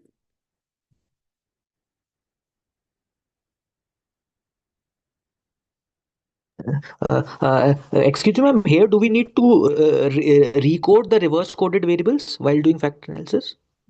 Suppose items. No, here you are only seeing the factor loading or the correlation. So no need to reverse code. Reverse coding is only needed in case of reliability. Thank you, ma'am. Thank you. Otherwise, that not needed anywhere. Okay, ma'am. Thank you. Because that doesn't affect the loading. If it is reverse coded or normal coded, that doesn't affect the loading. So that's why you do reverse code. Thank you. Now, if you come down, here you can see assumption check. So this is the window of assumption check. It is already clicked. You can see.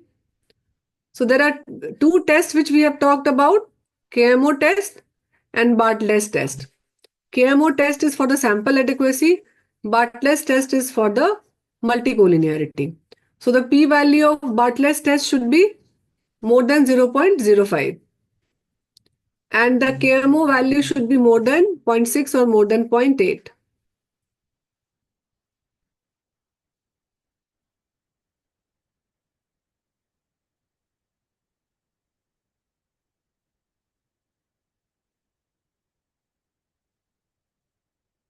So it has come.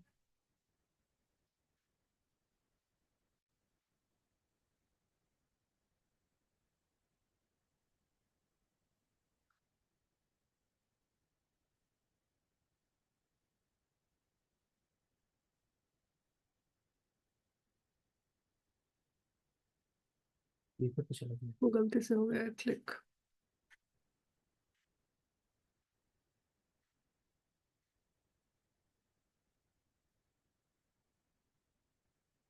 So now you can see this is your, I will first check the assumption. So assumption,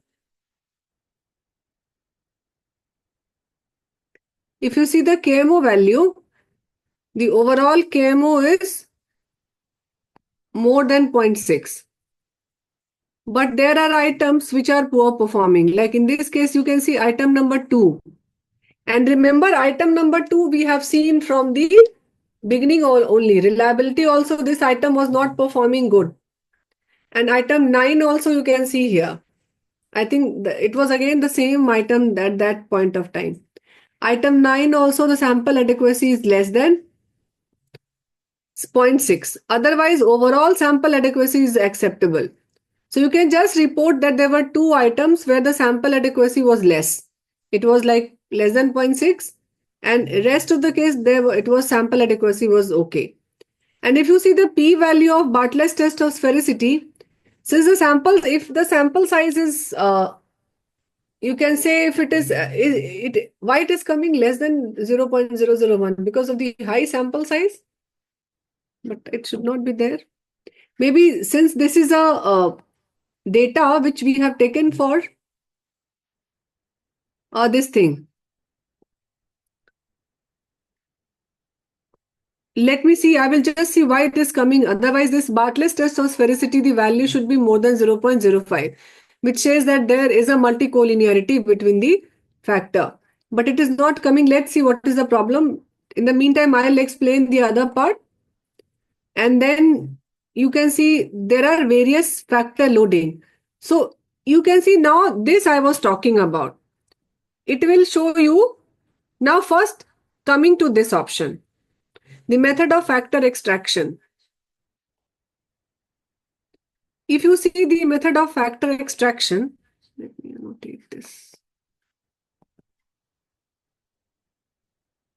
So this is like based on parallel analysis, you can see. And we have clicked this option. But there are other options also like eigenvalue. You can click this option also if you want this to be in one of your option, or if you want a manual one. Remember we talked about the manual also. Like if from the literature you know that what are the factors, how many factor structure the previous people they have suggested, then you can go for this manual also. And then there is something known as the factoring method, extraction method. Let me erase this. So you can go to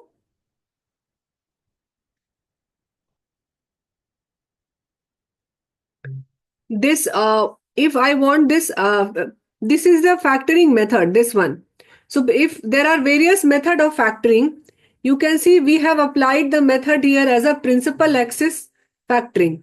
This is the most common which is applied. You can see here, this is the principal axis factoring, which is the most common type in case we see that in the type of scale, a reflective scale where we develop a construct, principal axis factoring is the most common method of factoring which we should apply. So that's why we have clicked this option of principal axis factoring, and that is by default.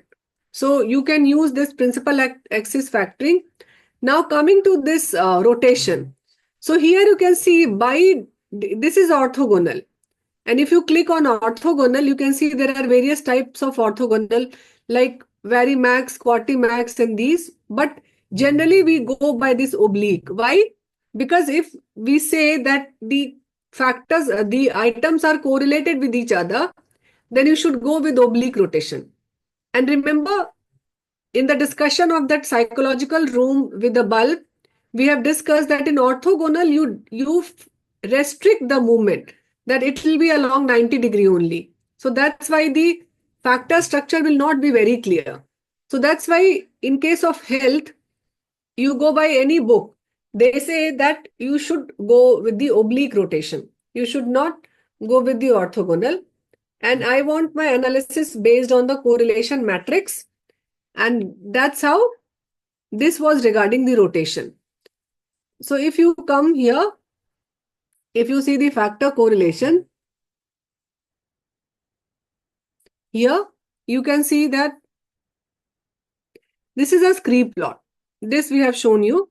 This scree plot is, this is with the simulation data, and this is with the actual data. So what we have done, that the eigenvalue which is above this simulated data. So how many factors, if you are using this parallel analysis for the number of factors, how many factors you can see here? Yes, please type in the chat box. 3, yes. This is one factor, this is second, and this is third. Okay. That means it will say that the empathy in the data which we have taken, that is broken down into the 3 factor. It is not a unidimensional scale. That means the Toronto empathy scale, that is not a unidimensional scale in my population. Why? Because it is getting broken down into 3 main factor, and those 3 main factor. Now if I see the loading, what are the items which are getting loaded on first factor? So this is my first factor. So item number 11, 12, 4, 14 and 7. These are getting loaded on factor. And if I see factor 3, I think it is not giving you any. But why? Because I have kept this factor loading. Here you should keep your loading up till 0.4. It is 0.44 here. So I will keep it as 0.4. Minimum loading of 0.4, you can explain that this much should be there. Excuse me, ma'am. I had a small doubt with regards to this table, the loadings on the factor. Here, ma'am, in the table we are getting two factor loadings, one for factor one and one for suppose if we get loadings on each factor, how to decide which item loads onto which factor, ma'am? Suppose if we get there are three factors there. Suppose if we get a factor loading for each of the three factors for a particular item. Can you repeat? You are saying about this? Yes, I'm here in this table. We are getting a loading, one loading for each factor for each item. Suppose if we get a factor loading, we have got three factors, and we get a factor loading for all the three factors for a particular item. How to decide which factor loading, like how to decide that item loads on which factor? So I will make, so first to make it that I will show you all the loading, because if you make this, it hides the loading actually. Actually, what is happening, each item is getting loaded on all the factors. I'll show Yes, you. ma'am. Yes, ma'am.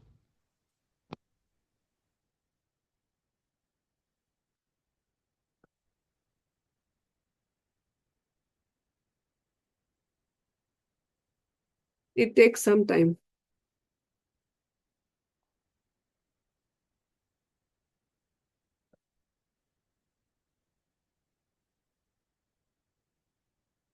Try closing.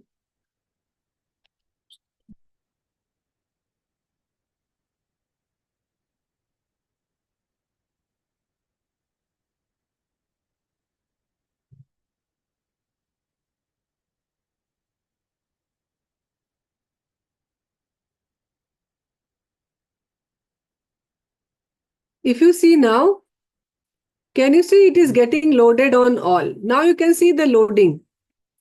But here, since it will show you loading of, like it will, what is loading? Loading is, we know that it tells you the correlation between this factor and this particular item. This factor and this particular item. So basically, if it says 60, now coming to first, let me explain about the communality and about the uniqueness. So you can see the value of uniqueness here. And the value of uniqueness, what is here at 0.60. So what do you mean by this 0.60?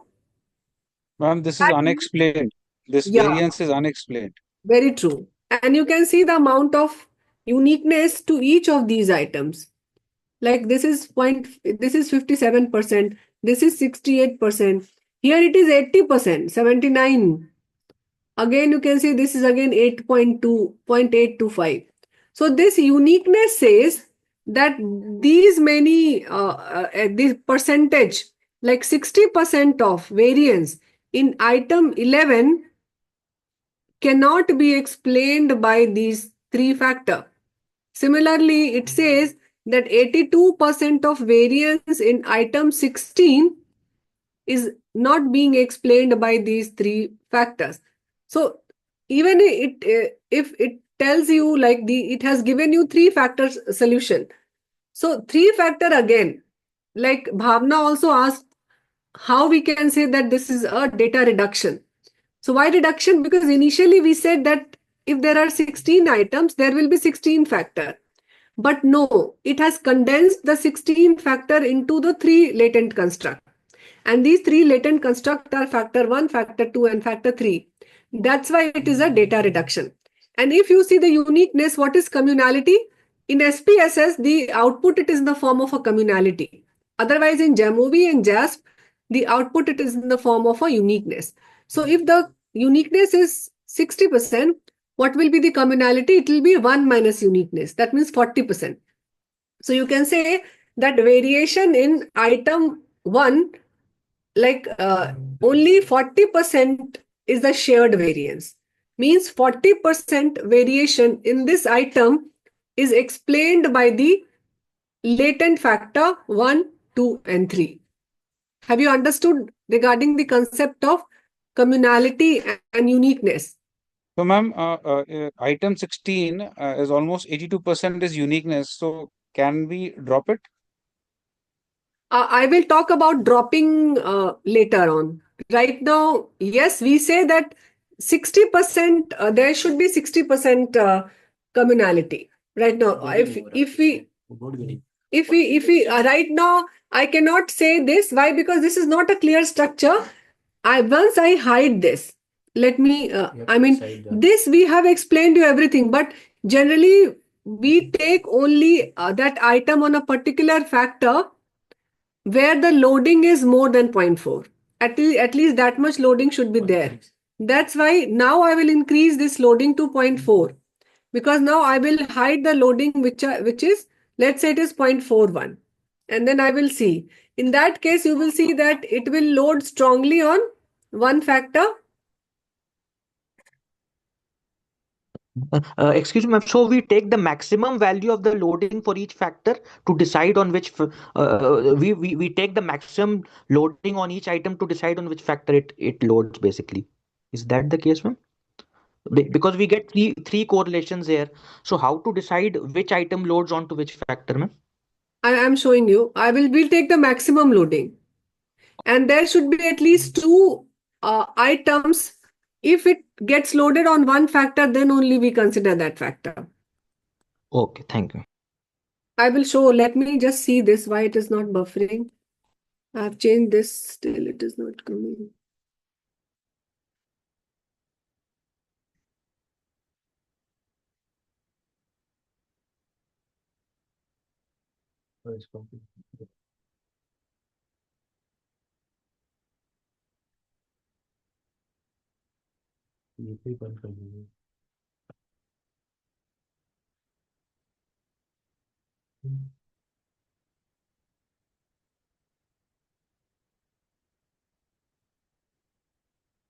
This is not, just a sec, maybe it is taking some time.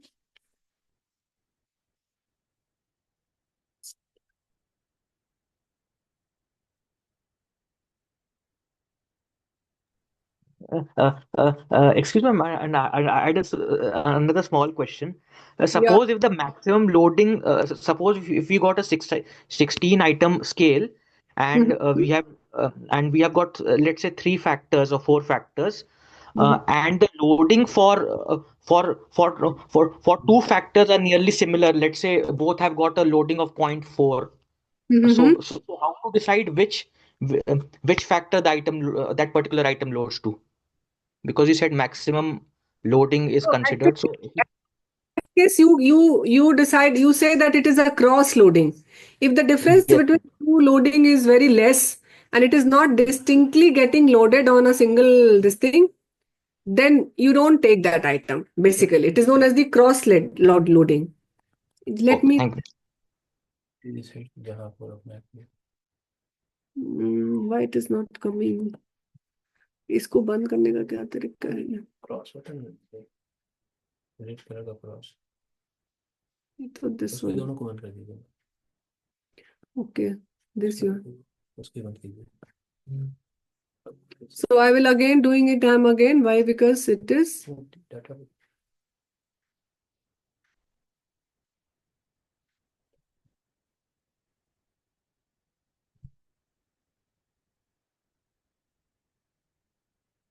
Sometimes it takes time because of opening and everything. That's why it is getting buffered. I'm again redoing it because.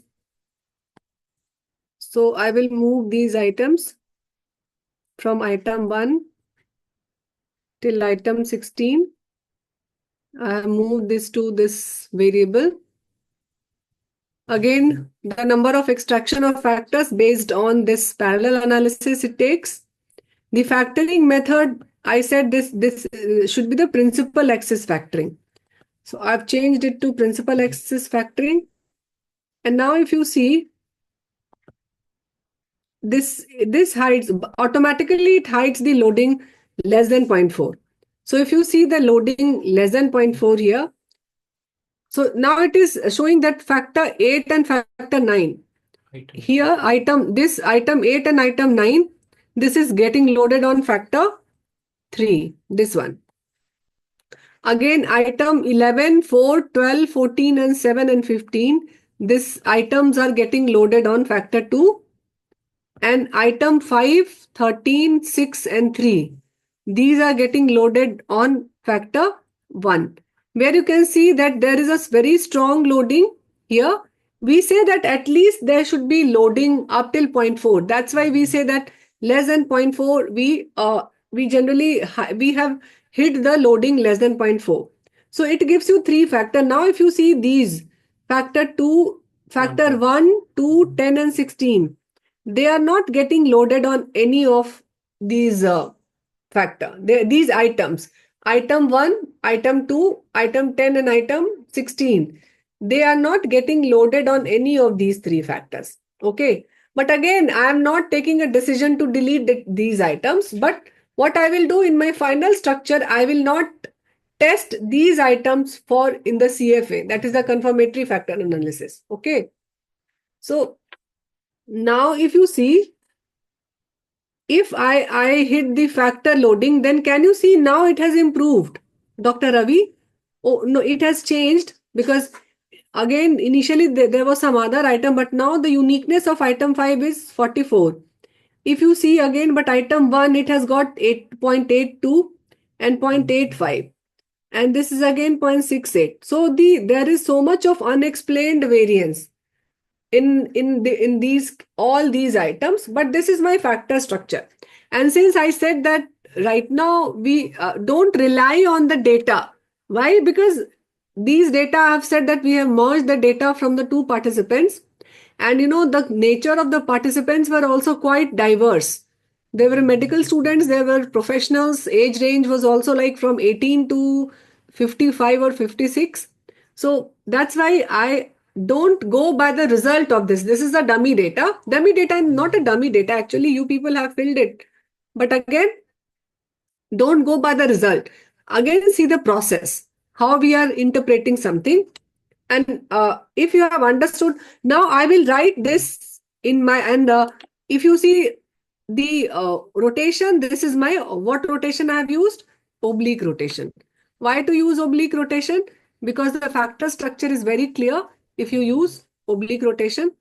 And now coming to, then I will write it down. Why? Because I have to enter the same in my confirmatory factor analysis.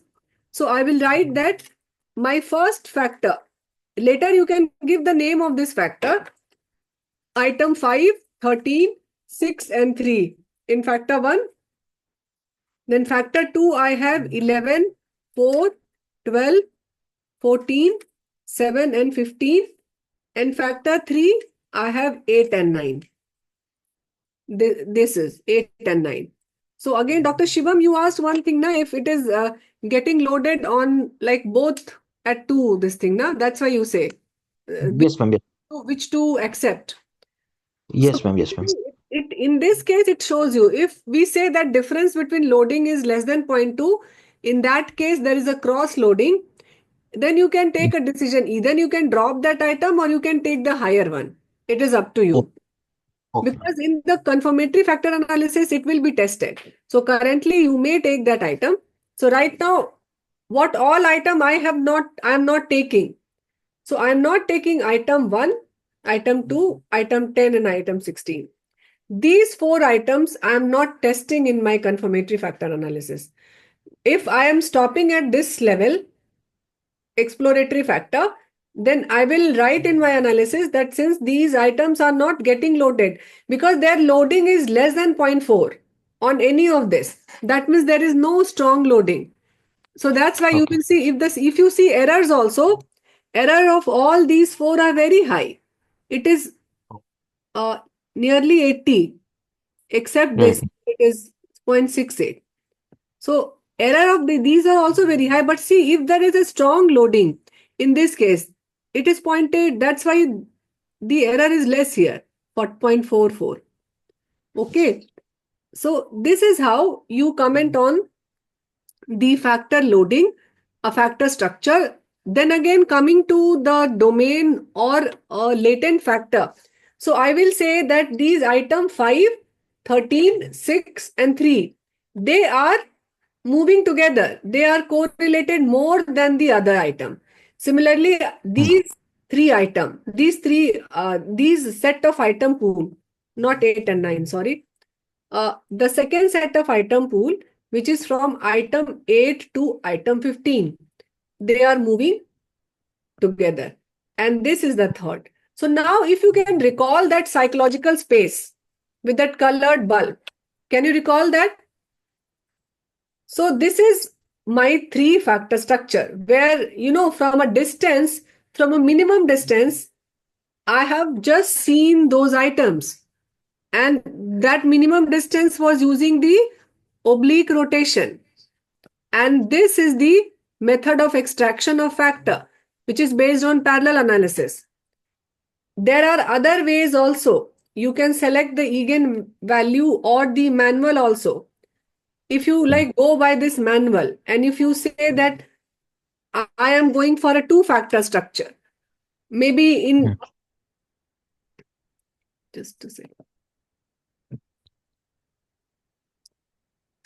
So if you force it to have a 2-factor structure, maybe internet at my end is very slow. That's why it is not. It is mine is writing low system resources.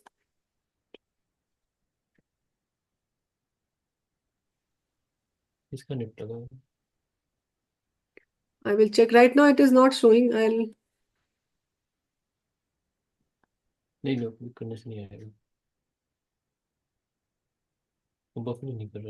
Yes, it is not buffering. Let me close the.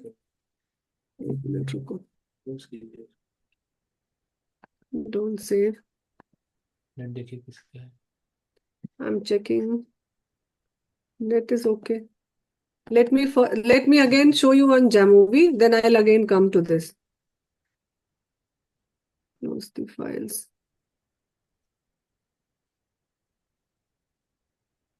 This was with the JASP. Then let's see the JASP and Jamovie. The interface is. Let me close other files.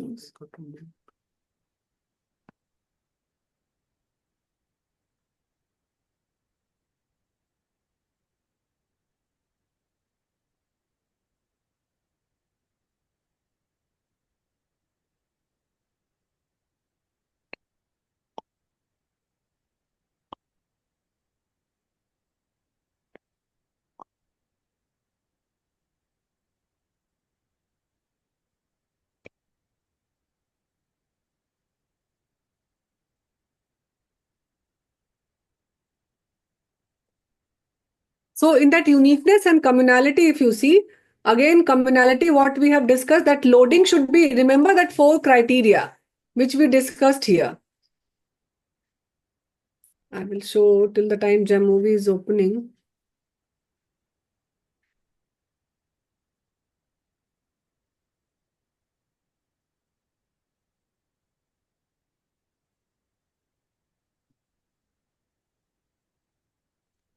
So we have seen that the KMO value should be more than 0.8. The communality should be more than 0.4. And what is the communality? Communality was like shared variances. So shared variances, that means error should be less than 60. That means uniqueness should be less than 60. And then rotated factor loading. Factor loading should be more than, here I have written 0.45, but JASP takes 0.4 as a default. And the total variance explained should be more than 60%. So if you see this,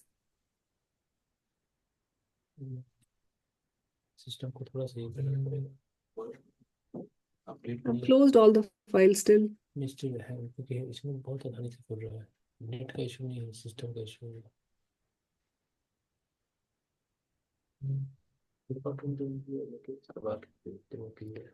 Okay, there is some issue. No, let me. Okay, in the meantime, I think mentors can also show this in the breakout room, because I think it is taking time in opening the file, and it is already 12:50. So, Anand, it's break. I am sharing again my screen, because at that time I could not show.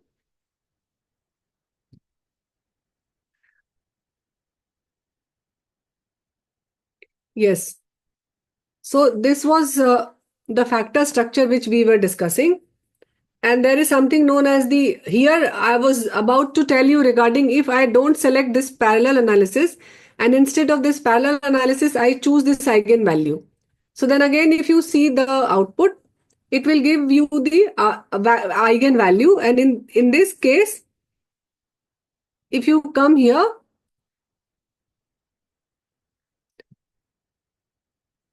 this gives you the eigenvalue. So this is the eigenvalue factor.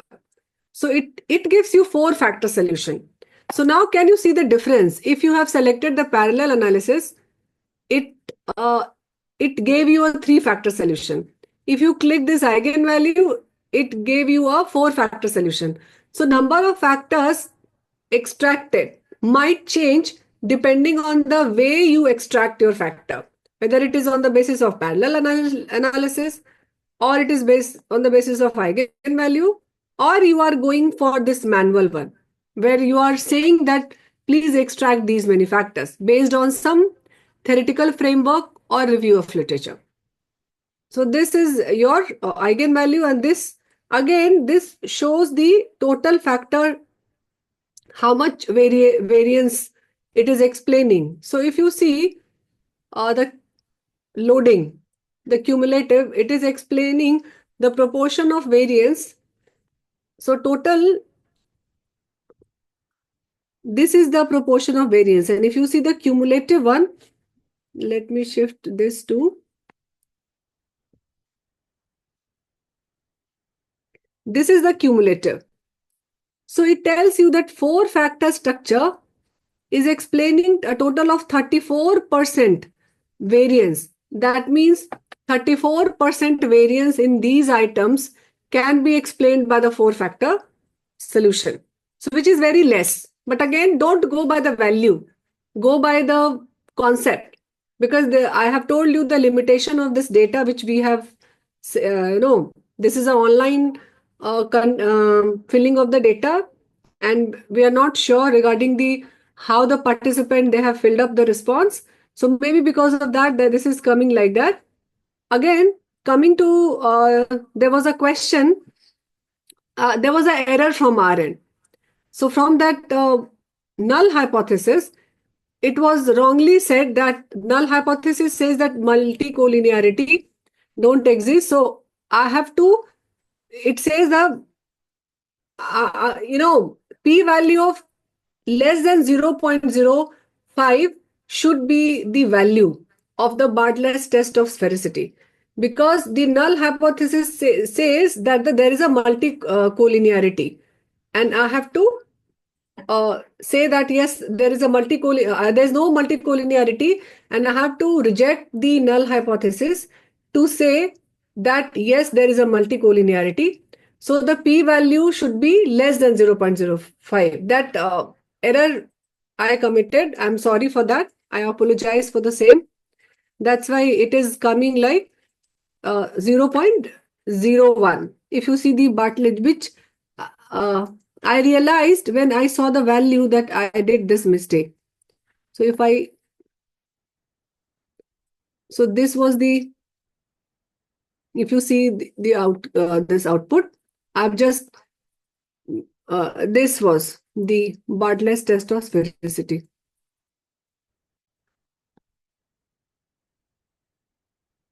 So the p-value is less than 0.01. So its p-value should be less than 0.01. And if you see this we have explained uniqueness and the communality. This I think now you are able to understand. And based on this eigenvalue, again, although it has given you a 4-factor solution, but we will not accept this factor, this one. Why? Why we will not accept this factor 3? Why we don't? Why we will not go by this eigenvalue? Because it is giving you a 4-factor solution where one factor is, yes, Dr. Renuka is right, only single item. Generally, we say that at least 2 items should be there in one factor. Although the loading is very strong here, you can see it is 0.86. But it is only getting loaded by the one item, this factor 3. So that's why again we will say a 3-factor structure. And in this case now, I will go back by my parallel analysis because I said that is the most commonly done. Again, let me see if it is changing or not. I have just refreshed my laptop so that, but again, Dr. Shamshad, it is. So this again, the one part is, yeah, now it is buffering. Yes, thank God. I thought like again it got stuck. So you can see the this sample adequacy, the KMO test, and we have discussed regarding that. And we have also discussed, yes, I think Dr. Sibapriya was asking regarding the method. So here there are many method, Promax and all these, but most commonly it is Oblimin. Don't go into the detail of in which situation you should apply which rotation method. That is very complicated, and for us it's not needed. So only remember that you have to go by the oblique because that's the most commonly done in health measurement scale, because we assume that the items are correlated with each other, that construct, and factors are also correlated with each other, because in this oblimin it says that if the factors are correlated with each other, and that inter-factor correlation should be at least 0.3. So this was again, if I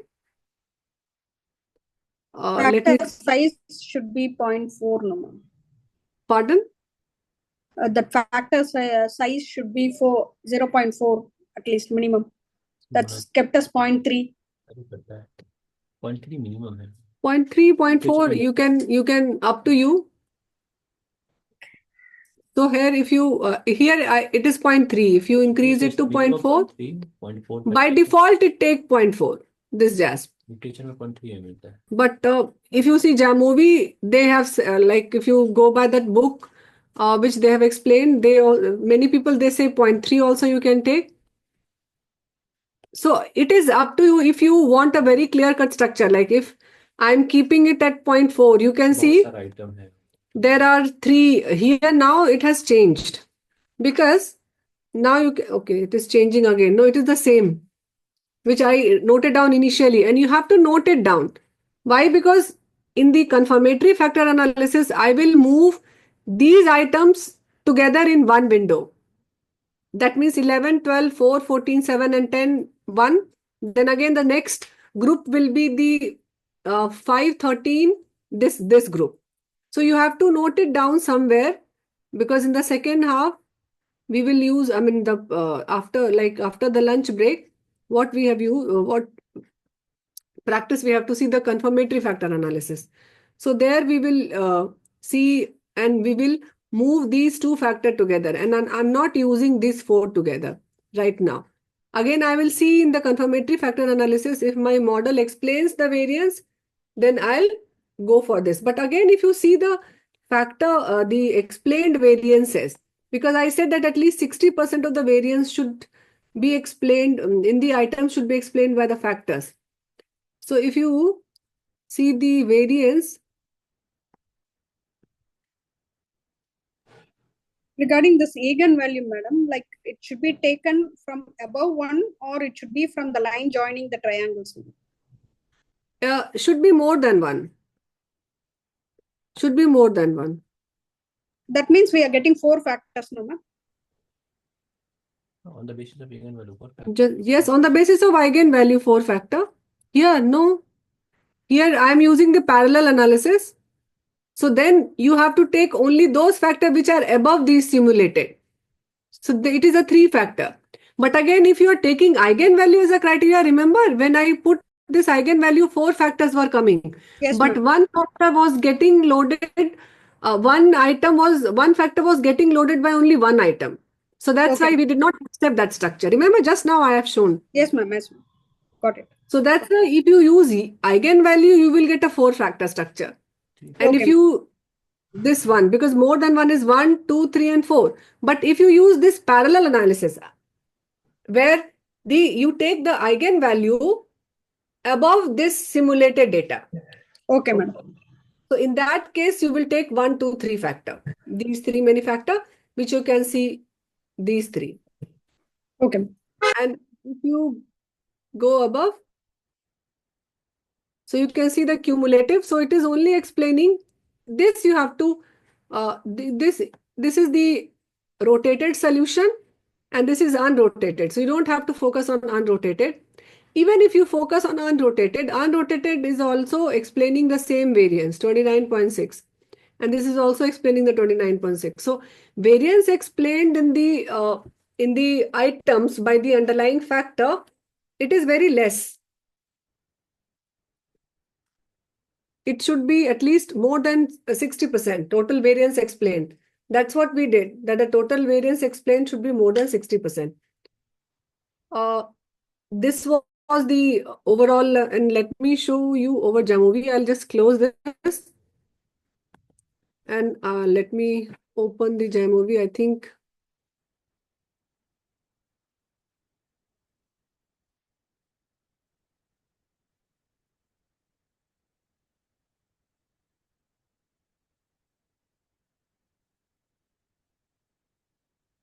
confusion, Ekta is writing. Can you please clear the confusion? Ma'am, how did the number of factors change from 4 to 3 and then back to 3? Okay. It was regarding if you change the method of extraction, Ekta, like now I have closed that file. Why it is not closed? Okay, it didn't get closed. So this was the exploratory factor. Initially, I have used this parallel analysis. So when you use the method, this is the number of factor extracted based on which method. So if you use a parallel analysis, then you will get a 3-factor solution. If you use eigenvalue, then you are getting a 4-factor solution. So depending on which method of factor extraction you use, the number of factors will be different. Dr. Ekta, are you clear? Yes, ma'am. Parallel analysis is better, no? Yes, that is the most recommended and the latest. Okay, ma'am. Thank you.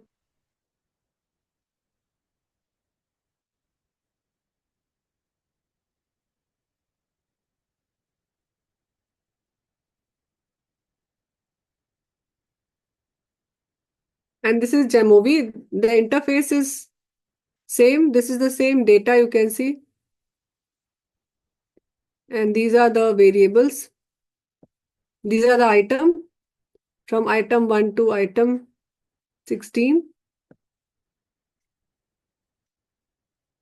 This is the factor. Click on this factor and click on this exploratory factor analysis. Here also enter all these variables from item 1 to item 16. And here method of extraction, I said that it should be principal axis factoring, rotation oblimin. Interface is little different here. Rotation is there, you will find that there are various ways of like oblimin and this thing. Here rotation is only one choice. One window, not orthogonal, and this thing is not separate. These are the assumption check. Here Jamovi by default it takes 0.3. This is again number of factors based on parallel analysis. Additional factor you can see. This is like interface is more clean. So what you can do, you can use Jamovi for EFA. The best JAS, why we have adopted JAS for CFA, because it gives you a path diagram with a standardized loading, which you don't get that standardized loading in Jamovi. Because of that only we have just recommend you to go for JAS. Otherwise Jamovi is also sufficient. So you can see here it gives you a 3-factor solution. And here, but you can see difference. Here it gives you like item 1, 2, 3, and 4. Like this. This don't like together, that doesn't club it together the way we have seen with the JAS. But again, there were a few options. Sorting. Yeah, this one. Okay, this. If you click this, then it will give you the way we were seeing in JAS. So now it is giving you the same. You can check. Factor 1 is item 11, 12, 4, 14, 7, 10, and 15. Because it is writing hiding. So if you make it 0.4, because we have to see like both, if it is changing or if it is the same. Additional output, you can see the factor correlations and the, let's wait. So it is giving you, yes, now you can see this is again giving you 3 factor, factor 8 and 9 together, 5, 13, 3, 5, 6 and 13, 3, 5, 6 and 13, and then rest this. So again 3 factor, this is the uniqueness. If you see the factor statistics, interfactor correlation. So in this interfactor statistics, if any of these interfactor statistics is 0.3 or more than 0.3, you will go for this oblimin. Because oblimin says that factors or the latent constructs are related to each other. And this is the Bartlett's test of sphericity, which says that there is a multicollinearity, and this is the sample adequacy. In this case, you can comment on overall sample adequacy. And you can also comment if something is less than 0.6, but again, if you take it as a 0.6, because 8, if you add it to 0.5, then it will be 0.6. So interface of Jamovi is a cleaner than the JASP, you can see. But still, the result will be the same. So this is for Jamovi. Any other query? Can you explain about factor correlations, ma'am? Okay, so factor correlation is like, this is the value of correlation between factor 1 and factor 2. So if you see this 0.35, it is the correlation between factor 1 and factor 2. This is the correlation between factor 1 and factor 3. And this is the correlation between factor 2 and factor 3. So to put this oblimin, because there is one assumption in oblimin rotation that the factor should be correlated. So that correlation value is, we fix it at 0.3. So if at least 0.3 value is there of correlation, we will apply this oblimin. Otherwise, if you don't find any of these correlation value 0.3 less than that, then instead of oblimin, you have to go for orthogonal, which is the very max. So it should be less than 0.3, ma'am? It should be more than that. It should be correlated, at least 0.3 or more than 0.3. But here we don't find anything above 0.3, no, ma'am. If you put oblimin,